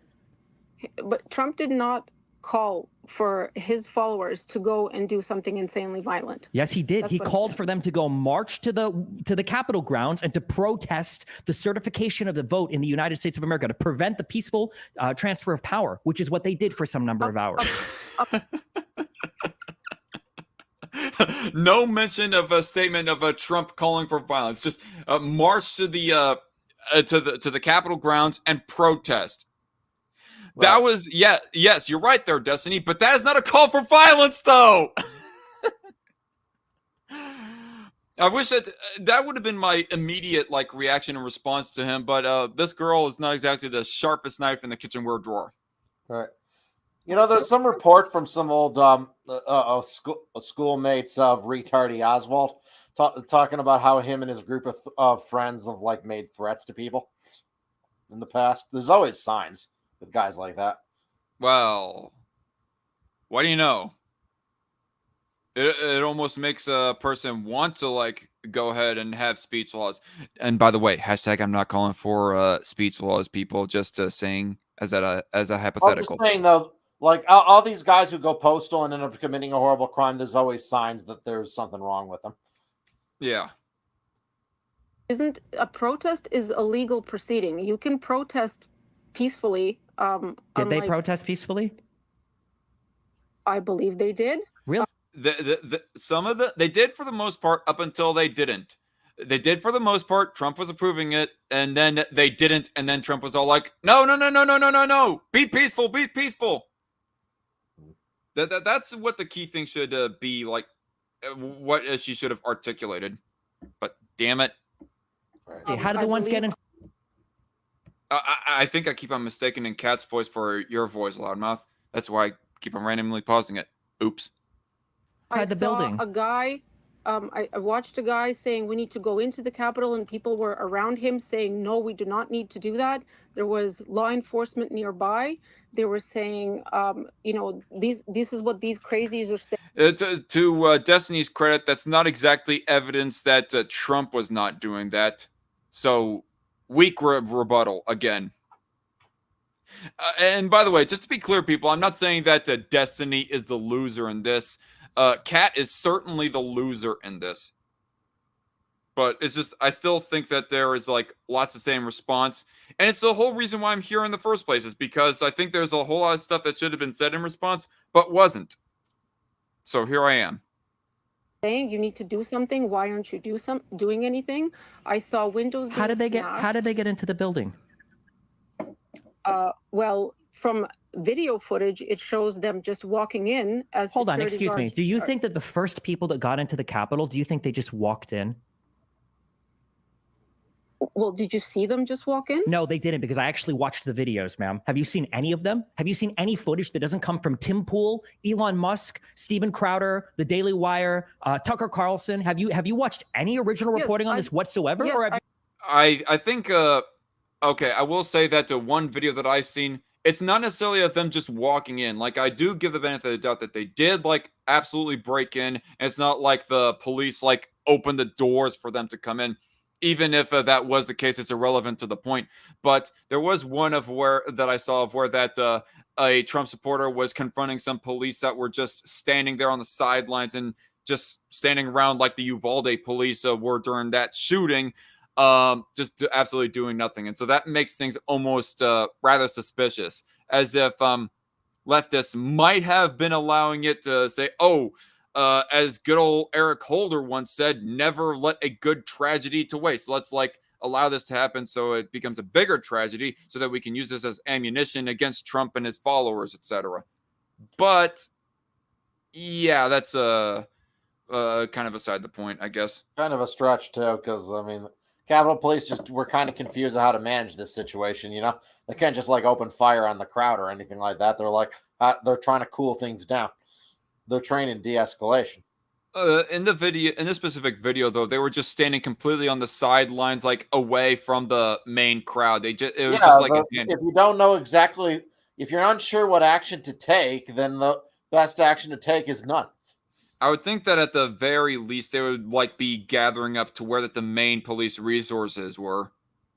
Who knows what orders they had? That's a real stretch what you were engaging in with those officers. Maybe, and I'm not going to assert it as fact, but it definitely makes me personally wonder. I literally exclusively watched whatever conservative shit down your throat. No. Okay. So then let me ask, hold on, real clearly. Real clearly. How did the first people get into the Capitol building? Can I respond? Sure. Would you consider CNN original content, or like? I'm just curious if you watched any non-right wing, like any actual reporting on it, not like a pundit. Do you consider CNN CNN is a news network. There are pundits that are on CNN, just like Fox News is a news network, and there are pundits that are on Fox News. There's reporting, which is when people do reports. Usually there are cameras involved, and then there are pundits. He's just blabbering on about something that could have just been said with a simple yes. So people like Tucker Carlson or Anderson Cooper would be a pundit. Yes, I understand what you mean. Okay, I was just trying to clarify. So you're telling me that there's video that exists of people violently approaching the building and breaking their way in? Is that what you're saying? You can't honestly be seriously asking me that question. And I will agree with Destiny right there. It's like as if she's implying that, oh, nobody violently broke in. They were literally just let in open doors. Come on in by the police. Which is untrue. That's not what happened. The police did not just let people in. They saw that there was a whole mob and they were trying to like de-escalate the situation, you know? And they did a pretty good job because only one person was shot. It's actually amazing a lot more people weren't shot. That's what one of the responses I heard was that they were opening very specific certain doors so as to maybe funnel them towards the outer areas that is like away from politicians and other innocent bystanders. That was the most that they were doing. They weren't like opening the outside doors though. I don't think. Which that would have been like that would have been more of the dead giveaway, as if they were caught like opening the main front doors.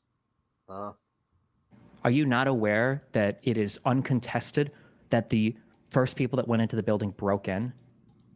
Are you telling me right now that you don't believe that to be the case? Oh, boy.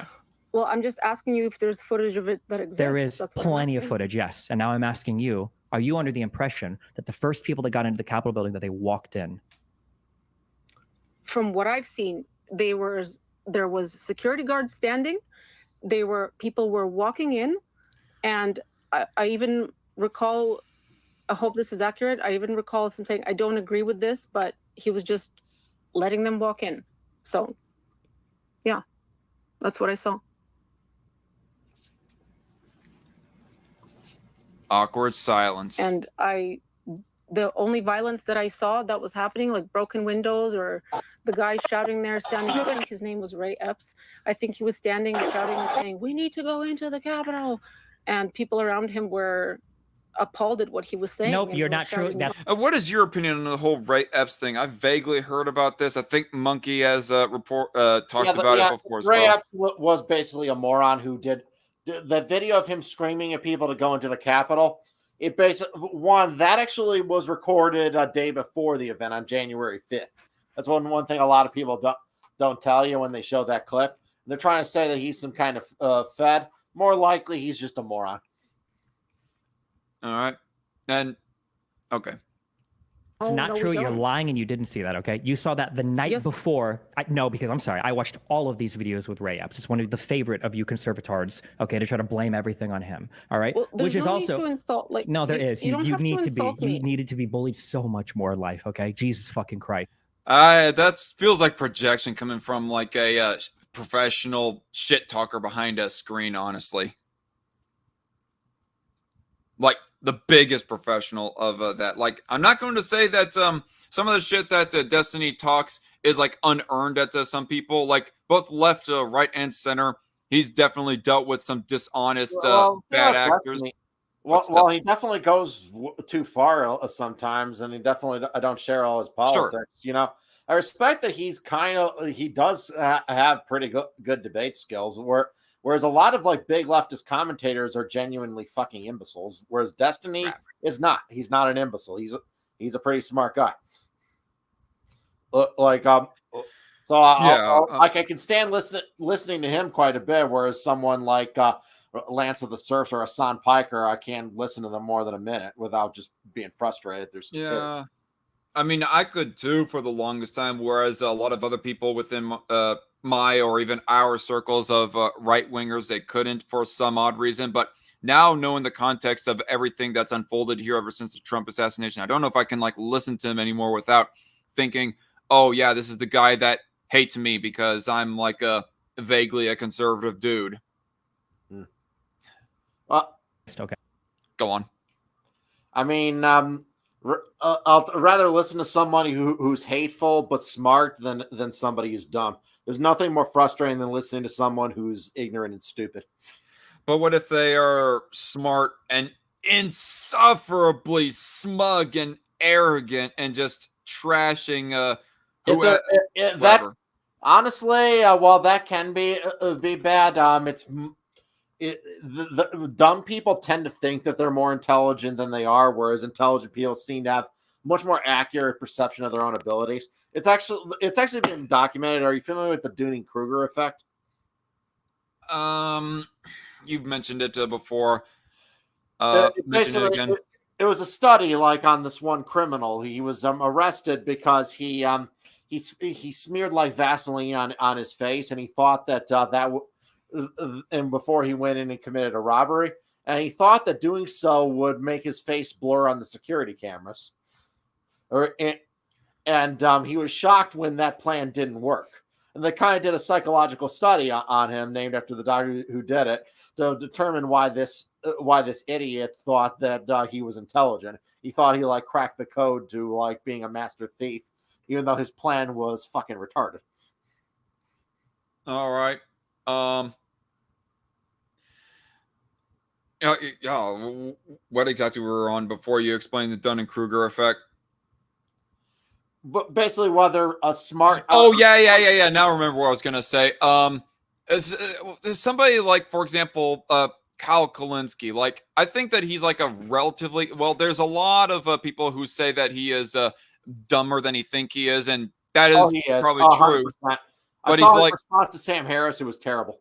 But he's not like absolutely thick-headed, stupid moron. Like there was some times of where I thought that he was right. I mean, broken clock strikes twice a day. But the thing is, despite how I think that he might be relatively smart-ish, he's just so insufferable. Not only because of his ugly ass voice, that sounds like a 12-year-old trying to impersonate an adult, but also because he's so insufferably smug as well. That's the biggest reason why I cannot like stand to listen to him. Trying to impersonate an adult. I like that one. Yeah, I mean, thank you very much. Thank you very much. I've thought about that myself, actually. But my rule of thumb is I can listen to a leftist if they don't have an insufferably smug voice. They don't even have to be like super duper smart. I at least have to be able to put up with listening to them in order to know, hey, what are leftists thinking of this particular issue right here? But I just cannot put myself through it 90% of the time because too many of them have an insufferable personality. Okay. Okay. The videos of Ray Epps calling. I know enough about you. I know enough about you to know that your opinion is worthless and that you are one of the strongest arguments for why there should be an IQ limit to actually get onto social media and post opinions about politics. Is that how free speech works, Destiny? No, unfortunately, I guess not. To Destiny's credit, I guess privately owned social media companies, they can implement an IQ test for like the account like registration policy before you're able to like access the social media site. But yeah, regardless, I still think it's a little bit too big of a standard. I wouldn't be willing to do it for general social media if I owned a site like that. But still. Like, are you for free speech? Generally. Good thing we're on a social media platform that's privately owned right now, so freedom of speech isn't really a topic for discussion here. What do you think free speech means in the United States, by the way? Do you think that means that corporations have to host every single thing that's said on them?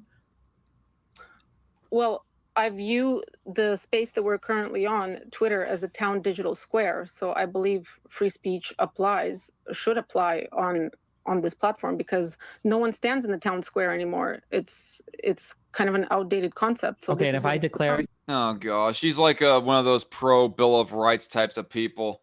That's definitely another point against her that I have to say. I was not fully attentive of that part of this, but I think we're going to end it there. Hey, Loudmouth, you're there right now? Yeah, I'm here. I'm here. Yeah, I'm getting tired. It's getting late. All right. That's pretty much all that I had to say. I just want to basically raise the question: why the fuck is it? Are all these legal things about Trump, the alternative slate of electors, or the false delegates, or whatever else have you? How is that evidence for? Oh, he called for the insurrection. He called for the riot to execute and so forth. And I think I will go ahead and link the Newsweek article that I looked up there. But I think the greater point is, even if he didn't directly call for violence, he absolutely did do a lot of things that showed that he's unfit for office. His refusal to accept a defeat that was completely legitimate makes him unfit. His willingness to go as far as to install fake electors and to call up a mob there and be incredibly reckless, even if he didn't directly call for violence, by ginning up a mob like he did. That was a possibility, and yet he still did it anyway. That either means that he didn't care about that possibility, or he's too stupid to have seen it coming. Either are disqualifying. Yeah. Oh, okay. I thought Aspie was saying why he was leaving there. I'm looking at private chat, but yep, and definitely I would have preferred heavily preferred if Ron DeSantis ultimately was nominated. I mean, hey, he's like a smarter, more articulate, more substantive version of Donald Trump, and I don't care of how much that people on our side of the political spectrum like to rag on his supposed lack of charisma. I mean, yeah, he has an awkward smile, but don't even associate anyone who would make arguments that as my side of the political spectrum. I want to have no association with people who make arguments like that. People who care about charisma can fuck off.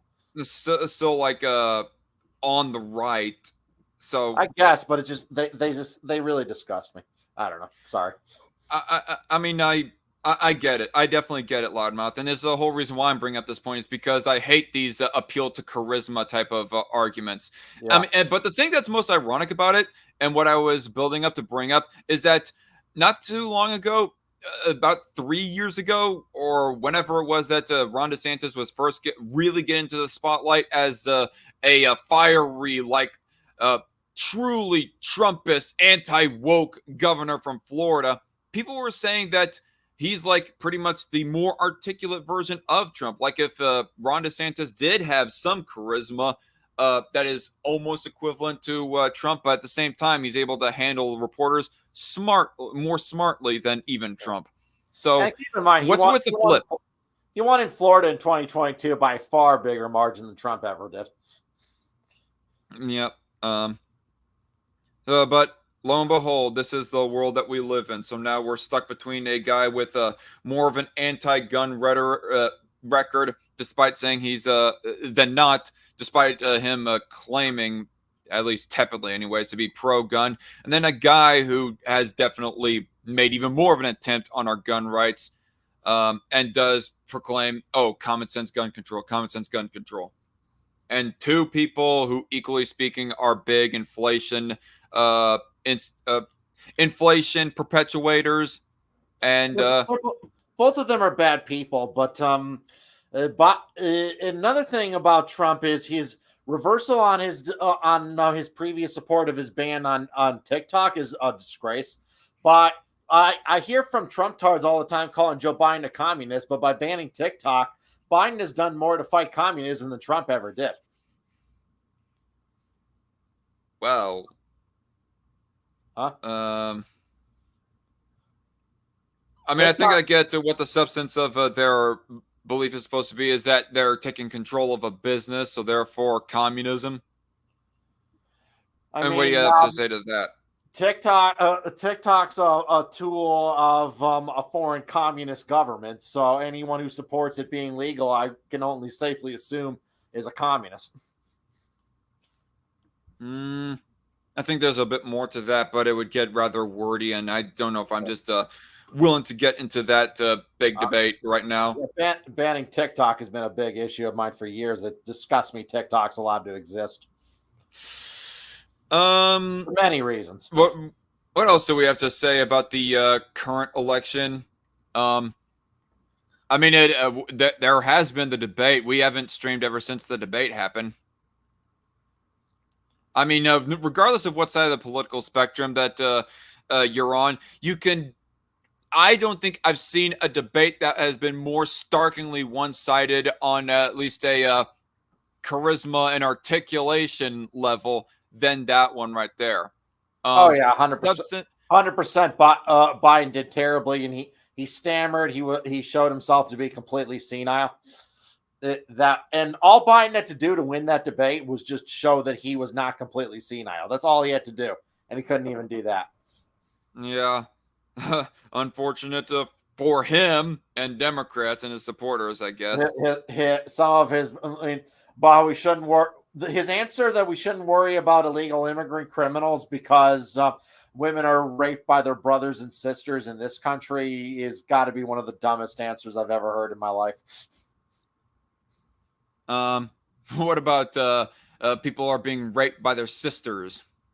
Yeah, women often get impregnated by their sisters. That's a thing that's ever happened. Absolutely retarded. Yeah, that answer was so terrible. God, I mean, it was a word salad of nonsense. So, I guess to end off this live stream not so anticlimactically, unless there's something more that we wanted to say on election stuff. Have you seen this one clip of Candace Owens, or how much do you keep updated of Candace Owens? Did I call it on Candace Owens? I didn't like her for years, but man, her recent conduct has been something. Yeah. She's gone completely off the deep end. I love it when on the same day that the BBC announced that they're making a remake of Walking with Dinosaurs, Candace Owens posts a stupid ass tweet about how the older I get, the more the idea of dinosaurs dying in a meteor is absurd to her. Like, goddamn, was that retarded? Oh, okay. Well, then this is definitely going to be a hoot for you. Okay. Speaking of which, we're going to finish tonight with our old pal Candace Owens. Oh no. Did you see do you know what I'm about to bring up? Yeah, I think so. So Candace Owens was out there showing how smart she is again. I'm showing this because I'm not. I don't know. I guess I could have done more of an effort to find the original clip, but still, it's only 8 minutes. Says the best. Candace Owens was just a pretty-faced trend chaser. Yep, that's all she ever was. Yep.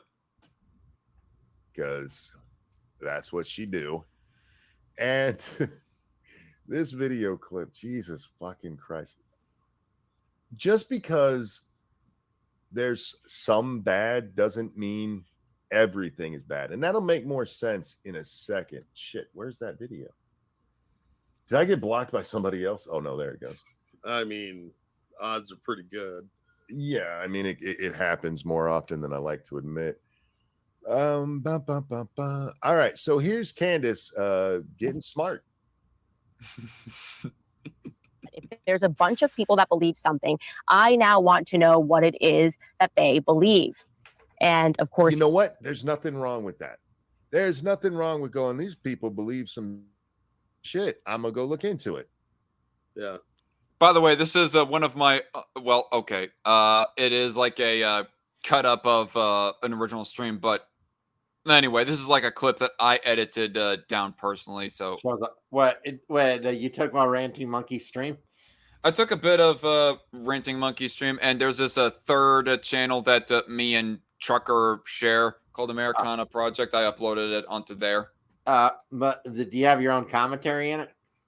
Not my own. So I guess maybe if a monkey was to be that stringent about it, it might be a bit of a copyright. Yeah, I doubt monkey would care, but I mean, yeah, that's whatever. Could you lower her volume by about half? Yeah. Because, But she's screaming at me. that doesn't mean you have to turn off your fucking brain when you go look at what they're talking about.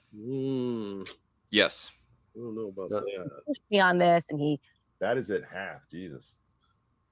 All right, let's bring her down just a little bit more. There we go. was talking about the Earth curvature and science. And I said to him, listen, I'm not a flat earther. I'm not a round earther. She is such a fucking moron. Yep. Listen, though, it only gets worse. That round earther. Well, I'm an oblong earther because it's kind of round earther. Yeah, I'm a round earther.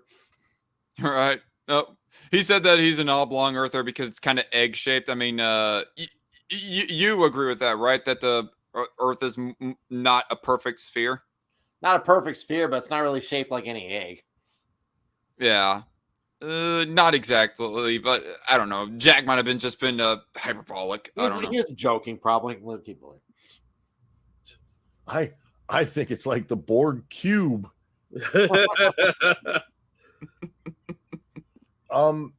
Is the Earth a perfect sphere? No, we know that's not true. Yeah, it's more egg shaped. Yeah, it's round though. It's rounded. Now you know why I listen to Ranting Monkey so much. I mean, maybe he's a lot more charitable to Trump than definitely you would like, and that would be a turnoff. But still, Monk has definitely a knack for and a sense of humor right there. I mean, this is pretty low-hanging fruit to make fun of, though. You got to admit. Yeah, it's like classic no BS levels here. Yeah. I mean, it's not a perfect circle. Right, yeah, it's not a perfect sphere, but it is still rounded. Yeah, it's like a pregnant woman. They still look fat, but they're not shaped like a fatty. Fucking Jack. Pregnant women are fat. Oh, this girl who's like just 10 pounds overweight. She's fat. She's fat. This girl, I don't know. Jack has just people say that I am super picky about my women. Jack is like on a whole nother level. He likes like concentration camp levels of skinny women. Nah. I think a little bit of fat on a woman looks good. A little bit, obviously. Yes. Actually, what I am somebody who has left the cult of science. I have the cult of science. God damn, this bitch is retarded. What? This is why I said it's okay to realize there's bad stuff about something, and you don't throw the baby out with the bathwater. She's about to make it worse, though. Left the mega church of science, because what I have now realized is that science, what it is actually, if you think about it, is a pagan faith. Man, my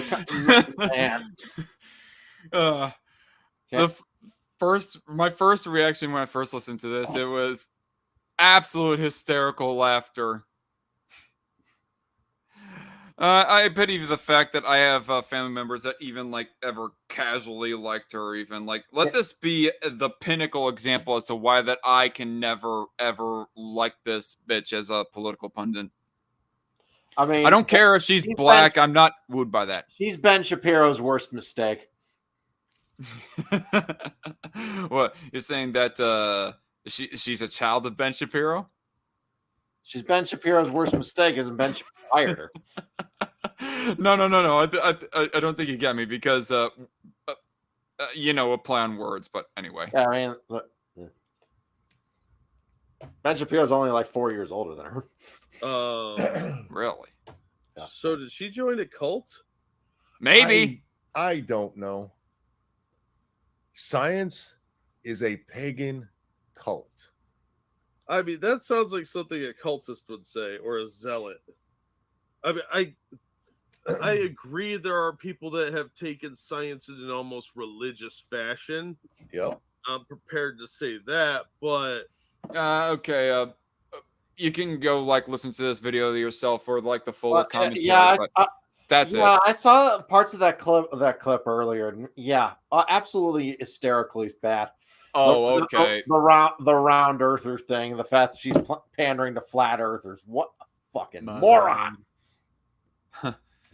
Gonna go ahead. Derpy Redneck, aka West Savage, just like dropped a few chats. We're gonna read them and call it a day. That's Donald Trump in a nutshell.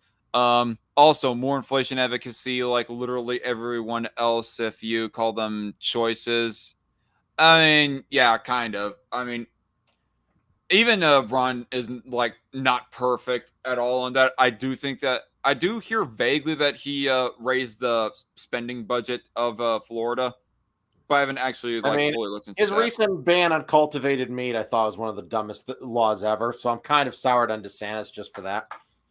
Yeah, it's like, why would you even do that? I mean, let the free market do its thing. This isn't Really? even like. This isn't like vaccine individual businesses doing their own individual business vaccine mandates for anybody who even enters their property even. This is just people like creating a new market for if they want to try to do that. Why is he doing this though?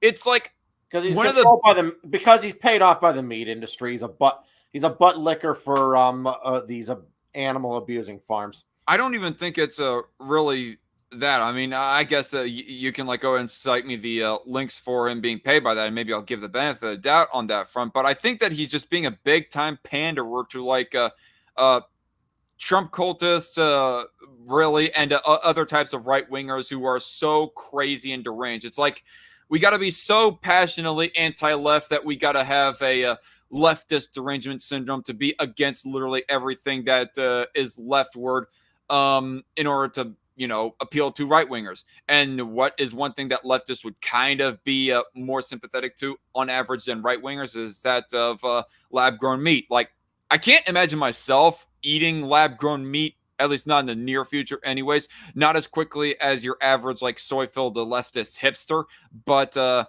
still, I don't want it banned for fuck's sake. I think it has potential to end factory farms, and a world without factory farms is a better world. I'm like open to the possibility, though. I think it would have to be. I don't know. I'm just wondering of what side effects there are to like eating that shit. What side effects are to the meat industry we have now? It's the whole industry's cancer on the planet. It causes massive amounts of carbon dioxide in the atmosphere. It causes billions. Okay, let me be specific. What kind of side effects is there to my own personal health? I mean, it could spread zoonotic diseases. It could. Well, sure. You're talking about the meat industry. That it has been known to do that, but I'm talking about by virtue of eating any lab-grown meat at all. Like, I'm not going to say that it can't be perfected, but just in the near future, I'm kind of skeptical and wondering. But I'm still in agreement with you that flat out banning it, is the last of the options. I've tried to limit meat from my diet, and what meat I do eat is I buy from like places like Whole Foods. They got like a certified humane section. Cage-free chickens, big roaming field cows, yep, and large pen pigs. Yep, all that jazz. Right. Because I do care about animal welfare, but let's get moving on. So you got all that nonsense along with all the criticisms you and Loudmouth have rightfully said on the one hand. Then on the other, you got the elite, literally demented puppet. Well, we did mention the criticism of inflation. I don't know if that's what you're referring to, Wes, but. And of course, Candace Owens was largely just a pretty faced trend chaser. Yep, that's all she ever was. Yep. She had two qualities. One, she's a relatively attractive woman. Two, she's black and she's from a racial demographic conservatives want to attract. And she took advantage of those two facts to get fame that was way undeserved. Yeah. And I will admit, full disclosure, that maybe I did like Candace Owens at first, largely because she's like someone who's conservative-ish, at least, and she's a pretty black woman. I mean, yeah, and that was kind of the attitude that I had a bit with Gothics as well. Not even like considering, are they saying some like super special political talking point? Is there a good way with their delivery that makes me think that they're unique amongst the other political pundits that I hear that makes me want to subscribe to them? No, just saying vague and general conservative platitudes, and I subscribe to them because of that, and the fact that they're a pretty black woman, and I have my sense of jungle fever. Yeah, I gotta go. Oh man. Yeah, so sorry. I guess maybe I should edit that out to avoid it getting taken down or anything like that. But anyway, thank you all for watching, and who knows what the future may behold as far as the shows goes. I might discontinue Strike Force because it's just too generic of a live stream, political stream name. Might name it to something else, but stay tuned for that. And anything to say, Loudmouth? Let's see. The Secret Service has some Spaining to do. Yep. And take care, everybody. Have a good night, and God bless you all. All right.